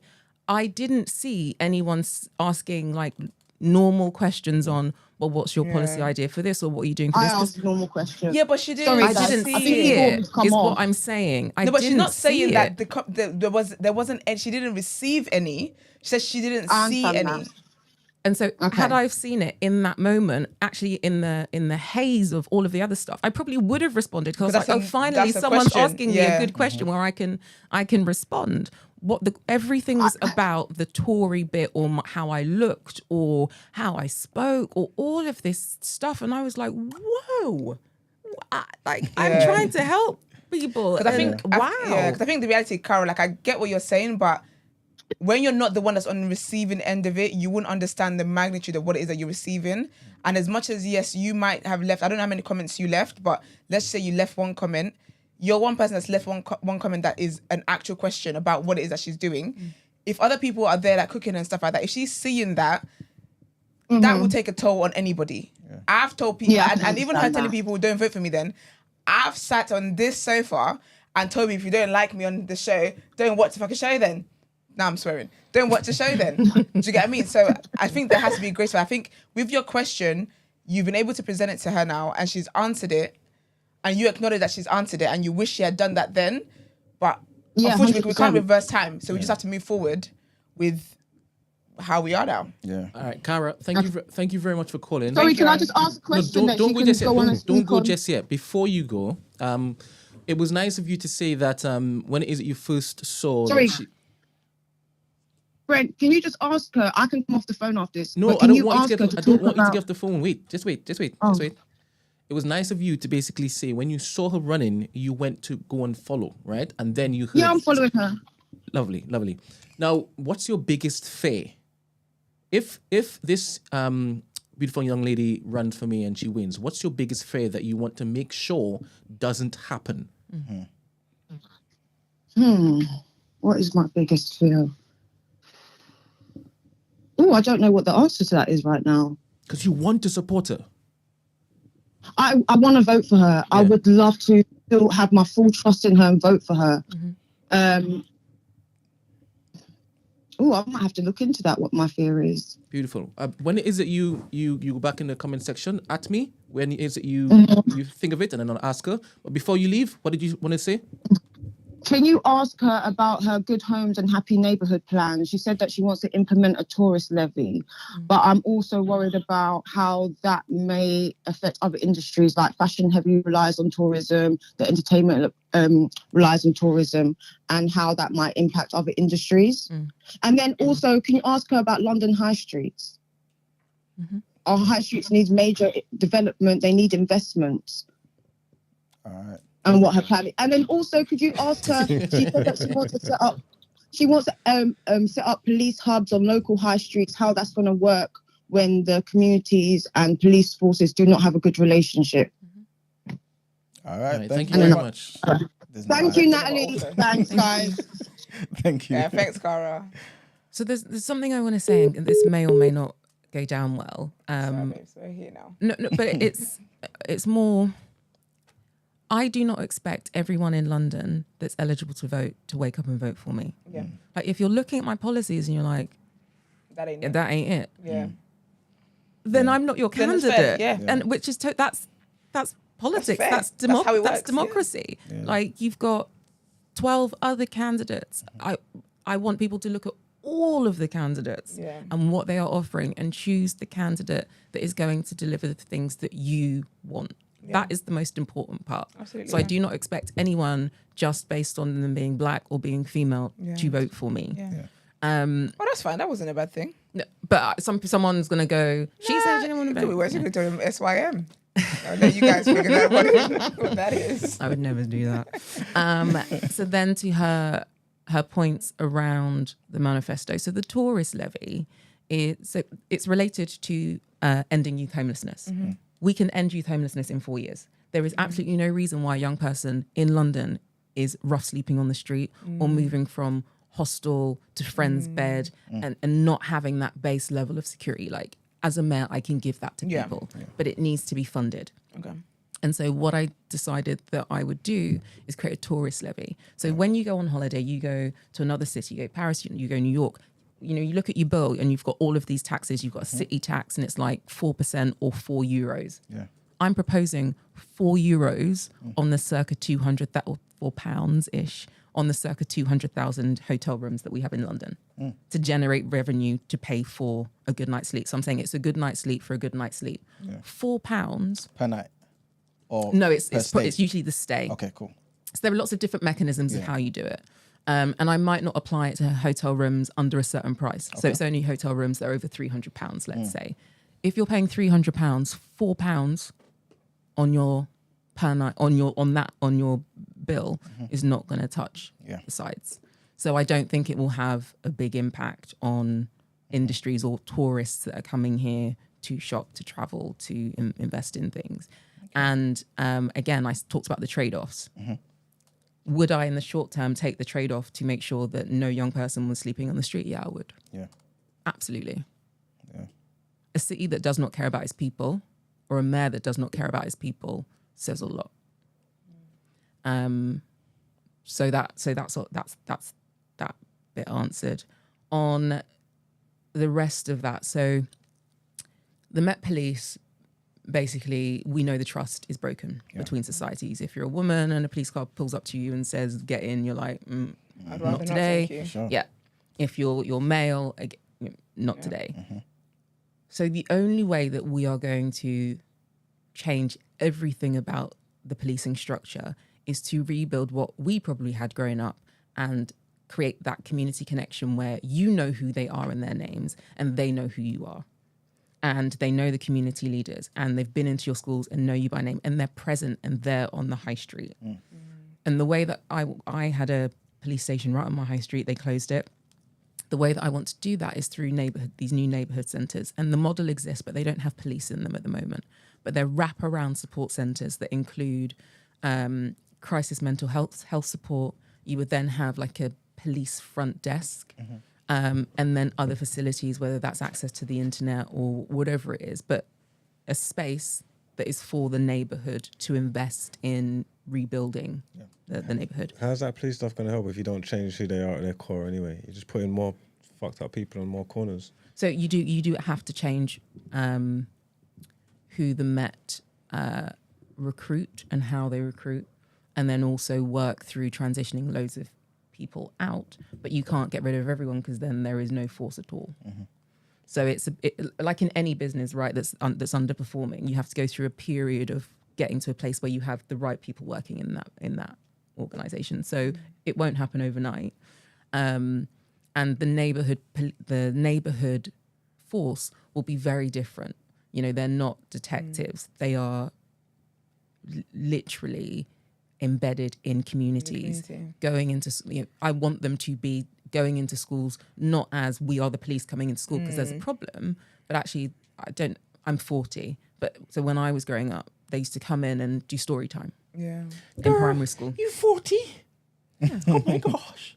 You thought I was older? 25. No, younger. Oh, younger? Older. That's not, man. I don't know. It's just the way you said it. I wasn't sure. I never do that voice and then say it. She would do that. What did I say? Iman said that. Sorry. So you just think all Nigerians sound the same? Can you imagine? All this positive conversation about black people you came up with. Ridiculous. Can't get the staff. I'm going to go quickly on this one because I need to go because I've got another thing in 45 and I need to get through that Stratford to my lens. Yeah, for real. All 25 minutes. So you basically you transform in so many levels. So you transform where they work, how they work, who's in it, restoring trust, restoring dignity.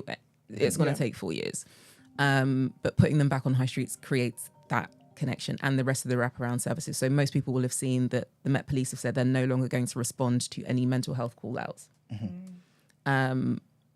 So for me, matching acute mental health support workers in that same place means that if there is any crisis within that mile radius, there's at least a dialogue between those two. Because what is now happening is that people are being taken into custody for a mental health issue, but they're not logging it as a mental health issue because now it's like there was a disturbance. So they've just sort of decided that they're not seeing mental health, but they're still going to the call outs. So all of it all needs to be changed. So that is the plan for that. High streets have loads of empty spaces. The benefit of doing it on high streets is you then create a great space, but the landlords and the private owners of those spaces, there's an incentive to have a safe high street because it means that you're not going to have someone robbing the shop next door or the shop across or whatever it is. So it will be much cheaper than trying to reestablish a lot of the old police stations that are sometimes still owned by the Met, but would need to be completely recommissioned. So it's a cost-effective way, and you can do it within the existing budget. It doesn't need a completely new budget. That was a long-winded answer, but I hope it feels warmer. All right, thank you. 1 minute, caller. What's your question? Good morning, by the way. Sorry. Good morning. Good morning. Good morning. Good morning, everyone. Good morning, TDA. My name is Veronica. Good morning, Natalie. It's a pleasure to speak to you today. Don't do that yet. I just have a few questions to ask you, just short and simple. I think you've probably already answered the challenges, but let's say, for instance, you do become, I think you're running for the Mayor of London, right? Or just a specific borough in London? No, Mayor of London. Mayor of London. Mayor of London. Okay. So as let's say you are the Mayor of London, I'm a bit nervous. I'm always nervous around a number of people that I don't know. So please forgive me. So what is the thank you. What is the biggest impediment that you think you will come across, becoming the Mayor of London? And because we understand the challenges that you probably will have with the cabinet, where everyone has to kind of follow your lead and want to support that. So do you have any idea of the challenges that you may come across if you are the Mayor of London? Yeah, so the structure for Mayor of London is very different. So Londoners vote for the mayor as an individual. You have that mandate. And then I politically appoint my cabinet, quote unquote. So I politically then appoint deputy mayors, which is very different to the national system where you have to appoint people based on who's already there. And so you have to have a cabinet of people that like you, don't like you. You have to keep certain fractions happy. That's not how it works in the mayoralty. Everyone that's there, you've appointed. They are political appointees to deliver the manifesto. So you don't have to sort of have a one eye over your back in terms of backstabbing unless you choose badly. So it's, and I really want to make this point, especially for Max, like the levers are just so different. It's not national politics. It is literally like running a business. And that's why I keep talking about being the CEO of London as opposed to a politician, because you do have the freedom to make things happen. But yes, you have to negotiate with central government. You have to negotiate with local authorities, but you don't have the same systemic problems. And especially if you're an independent, because I'm not trying to please the party. I'm not trying to do this so I can then get my next job within the party. My next job is to then secure the next 4 years. Does that help answer your question? That seems scary, because if you're a guy in there and you're independent and you make an enemy of the Labour Party and the Conservatives and the Lib Dems, they'll come for me. You're screwed. But if the people have got me, what can the parties do? Word. For real. So yeah, they can throw So, when I get in, what the things that they would use are, she's not doing the job. But if the people are like, but I'm happy and she is, what are you gonna do? Yeah, because how would we vote for whoever they put forward if Natalie's doing what we voted her in to do? Yeah. That's when the smears come in, Corbyn. Yeah, for real, isn't it? Thank you, Valerie. Veronica. No, she's Valerie. Is that it? Don't say the name is Valerie. Her name's Veronica. What's the next question? Veronica. Sorry, babe. Thank you, guys. Yes, thank you, Natalie. That was an excellent answer. Also, an advice for like younger women who would love to get in your space one day. What advice would you give them? Yeah. So the first thing I would say is understand why you want to do it, because it's not easy at all. Because that's the thing that's going to keep you going. Understand what your motivations are, understand what your drivers are, and then find your path to making it happen. I genuinely believe that in the run-up to the general election and afterwards, there'll be more support for people to run independently. And I actually know that there's a new independent party starting in South London. It's led by a black woman. We were messaging yesterday.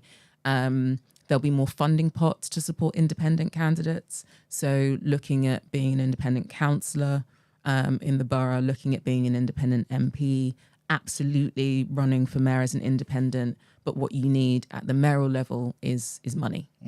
And you need to understand how the media works, and you need to be able to create an infrastructure. So ideally, you have either had a role or a job where you've done things at a systems level or managed big budgets, or you've run your own business. If you've run your own business, you can absolutely run for political office, because the way you need to do it is exactly the same. So that would be my advice. But as long as you know why you're doing it, you'll figure it out. Can I ask you a personal question? Of course. Are you single? I am. That's the trade-off, right? What's all? They ain't no single girl without no man around the whole city. Are you not sick? What? Wait, are you crazy? Didn't the Scots... I'm hoping I find him when I get in. No, but didn't the Scots what's her name? Mary. Not Mary. Mary, Queen of Scots. No, the woman, the Scotland Prime Minister, First Minister. Oh, Nicola Sturgeon. And then they got her and a man. Had to go back there. Out of there. I'm not a single, but I'm real with you. Because I'm sorry, your man's not about to be controlling the real country. Man. Be the one who has the real power. Big up single women doing great things. That's right. Your need representation dating pool is vast and varied, right? Sorry, say that again? Your dating pool is vast and varied, right? You're not really particular. It's an interesting question. Am I particular? Malu's votes here. I'm joking. Say what you need to say. Depending on what you say. Depending on what you say, you're gonna lose votes. It just depends. It just depends on where the votes. It just depends on where you lose them. Reason, not your personal life. You know what I'm saying? Personally, you can say maybe. Yes, No, exactly. 100% you're gonna lose votes. I don't know where. I think you're here because but- you're running for mayor of London, and not because you're trying to get on Tinder. That's what I think. No, but what I will say We can is, skip that. yeah, Pass like, that. I've always I date guys from Northwest London. I like guys from Northwest London. I will open my dating pool to guys outside of Northwest London at some point. When she's mayor of London, she'll open her pool to all London. Okay. Thank you very much, Veronica. Thanks, Veronica. All right, we have to obviously wrap up. To leave. Okay, thank you. Bye. We pretty much got like a few questions. Well, I guess we only got time for one question. Yeah. What we tend to do is get somebody to the person before you to leave a question for the person whoever it is, right? And that question, I feel like you kind of It's answered so. it, I think it's perfect. It's you know? perfect. It's been very seamless since we started this. Yes. Love it. And that question is: if you identify a problem in life, what are you doing more than pointing the finger to make it better? Fix it. But I know it's not easy for everyone to fix it. I wanted to be a CEO at 15. I have a very high sense of agency. My belief in what I can do is through the roof. Yeah. I know not everyone feels the same, but I believe that I can fix things and make them better. I love that, man. You need to have that. I wish you had a belief, physical man. mic. Could have dropped mic on that. For real. Like, what are you doing to fix it? Running from here, London. You know what I'm saying? Real action right there. Yeah. And Love can him. you leave a question for the next person, please? My question for the next person is, what brings you joy? All right, then. So I've got to be cheeky and ask another question though. What is your biggest life lesson? To look for the joy. And that's why I asked that question. So no matter what you're doing, and especially if you're doing hard things, when you forget the joy, the system wins, or the structure wins, or the thing that you're doing becomes all-consuming. Cara's shaking in the boots. I love the joy. Yeah. I love it. So you might have seen, I posted a video of me out with the girls. We went to the R&B. So you're enjoying life. All Stars. So the girls were like, look, it has been hard. Let's go out. And I'm an introvert, so being in the club was not an option. So we went to this, and I was like, I'm gonna wear merch. But we got there at 5:30. The first act came on at 5:30. We didn't stop dancing until it finished at 11. Did not sit down. Yeah, that's good. At all. Yeah. And you need that. You need those moments of joy. That's good. Yeah. I love that. Well, can you let people know where to find you, how it is that they can support you? Yes. All that stuff. I absolutely hope that everything that you need is on teamcampbell.london. Nice. There's a video manifesto there. I've turned it into a written manifesto as much as I didn't want to, but you guys have said that you want a written one, so there's going to be a written one hopefully by the end of the day. Social media is Team Campbell. Instagram is Natalie D. Campbell. Twitter is Nat D. Campbell. But I'll be honest with you, there's too many social media channels. So realistically, go to the website or find me on Instagram, and it's much easier. And if people have questions, because you invited them into... Yeah, totally. Just drop me a message on, ideally on Instagram, because I'm much faster on that. Yeah. So you want them to message you on Instagram? Yeah. If you put a message in the chat, I'm pretty good at responding to stuff in the chat. But you can also DM me. My Instagram isn't private, but make it productive and constructive. Yeah, if you're just attacking me, I might delete it. Thank you. Well, it's been a great conversation with you. I hope you Thanks feel for having me. the same. I've loved it. Like I said, I'm an open book. It does hurt my heart, that not everyone sees my intention and not everyone is hearing the thing that they need to vote for me. Yeah. But I can't win. Well, you can't all. take that on sometimes. And I can't win them all. Yeah. I'm going to try. Yeah. We need to get at 58%. You know what I'm saying? Absolutely. That's a wild. But 1.5 million votes. Yes. That's what it is. 1.5 million people. What percentage of that is London? How many people are in London anyway? Oh, so the eligible voters is 6 million. Oh, okay. So I only need 1.5 million of the 6 million. Okay. Oh, wow. Okay. Okay. Cool. Okay. That's fine. Lovely. All right. Thank you so much. Thank you for having me. Thank you for inviting me as well. Yes. No, We of appreciate course. you coming. Yeah, you'll be back, don't worry. Yes. I'm coming back for the quiz. Oh, yeah. And it's better than 7. Do it Fair. All right. Let's get into our last headlines for today, please. All right.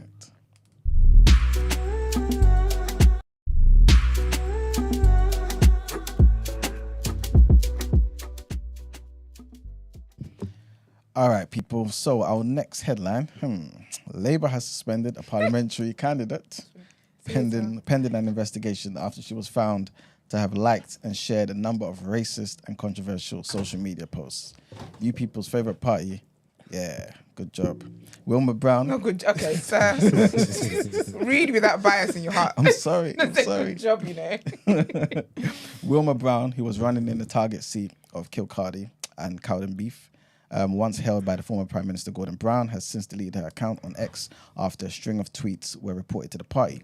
A constituent in the Scottish seat had compiled a list of tweets highlighting Brown's activity online. Brown had liked a post that told the Indian man that he would never be an Englishman. And another called in Scotland's First Minister, Humza Yousaf, the First Minister of Gaza, and Hamas useless. So this is what this woman's liking, A Labour Party spokesperson said that the Labour Party takes all complaints seriously. They are fully investigated in line with our rules and procedures, and any appropriate action is taken. Yes, I did well to control myself right there, Anyway, second headline. Not if you're praising yourself. No, I had to. It almost Yourself. came out. It almost came out. Our next headline. The NHS must reveal the fate of 9,000 transgender young people treated by the controversial Tavistock Clinic. This is what the Health Secretary said in the wake of the CAS review. So the landmark report published on Wednesday found that adult gender clinics had refused to disclose whether transgender people who started their treatment as children later changed their minds about transitioning or went on to suffer serious mental health conditions. Victoria Atkins, the Health Secretary, met Amanda Pritchard, who is the chief executive at NHS England, on Wednesday to tell her nothing less than full cooperation by those clinics in the research is acceptable. Miss Atkins, said that she had had enough of a culture of secrecy and ideology over evidence and safety. We simply do not know the lifelong impact of these medical interventions on young minds and bodies to be clear that they are safe. For real. NHS England has now written to the chief executives of the hospital trusts that operate the adult clinics, demanded that the data is handed over, as well as instructing an end to appointments for under 18s. The health service will also undertake an external review of all its transgender services. And our last headline, trigger warning on this, guys, and this takes us to Sudan. We've spoken about this conflict in Sudan a while. And as that conflict is now nearing its 1 year mark, the UN Refugee Agency is warning that over 25 million people are facing a humanitarian crisis with no end in sight.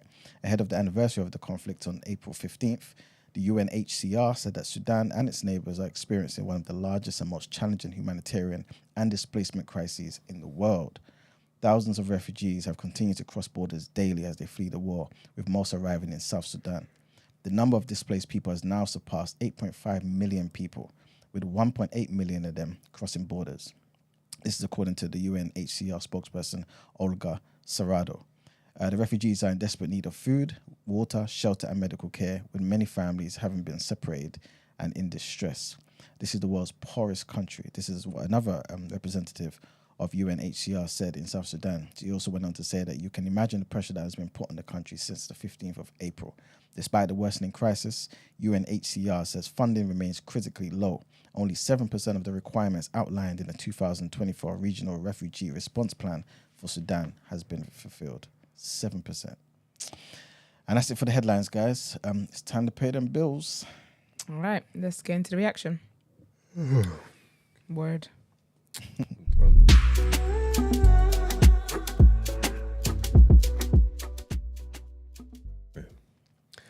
Welcome to the reaction, people, where I read out the sports headlines. Only got one for you today, and it's about Andreas Christensen and Raphinha giving Barcelona the advantage in the Champions League quarterfinals.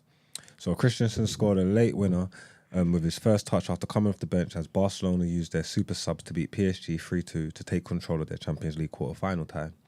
A brilliant night at Parcs the Princes started with PSG dominating opening 15 minutes with 6 shots on goal, but they were behind at half-time thanks to Raphinha's breakaway goal. But PSG came out firing after the break as 2 goals in the space of 2 minutes and 30 seconds from Ousmane Dembele and Vitinha turned the match on its head. Then came the arrival of Barcelona's super subs as Pedri emerged off the bench and with his first touches set up Raphinha for an equaliser via a stunning volley. PSG then hit the woodwork twice through Bradley Barcola and Dembele, but former Chelsea defender Christensen nodded in the match settling goal from close range from a corner just seconds after entering the pitch. It rounded off a topsy-turvy first leg encounter ahead of the decisive return fixture in Barcelona next week. And that's all we have for you. And you've also used up all my allocated time for the day, so let's get into our outro.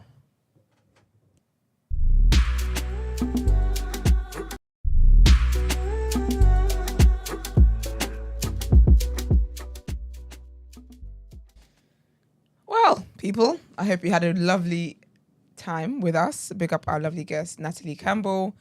Go and check out her website, Team Campbell. Eddie, if you don't get your ass out of here, talk about can I call now? When? What now? Now, Eddie. Sorry, time's gone. Tomorrow, call tomorrow. teamcampbell.london for Natalie's manifesto. Check that out, and of course on social media as well. But big up everyone that called to ask their questions: Cara, Veronica, and Ramsey. Follow us on social media, on our social media platforms. The Day After TNB on Instagram, Twitter, TikTok, and Discord. If you're listening on Instagram, what's that thing called? Twitter or TikTok and stuff like that. We are live every day. You can check us out on YouTube. The chat be popping. Just know we're on one today. If you want to send dilemmas in, the number is 075-6484-1073. If you'd like to inquire about the show, feature on the show, or send your dilemmas via email, our email address is thedayafter@thenewblack.com. Everyone have a great Thursday, and we'll be back here tomorrow. Bye. Peace.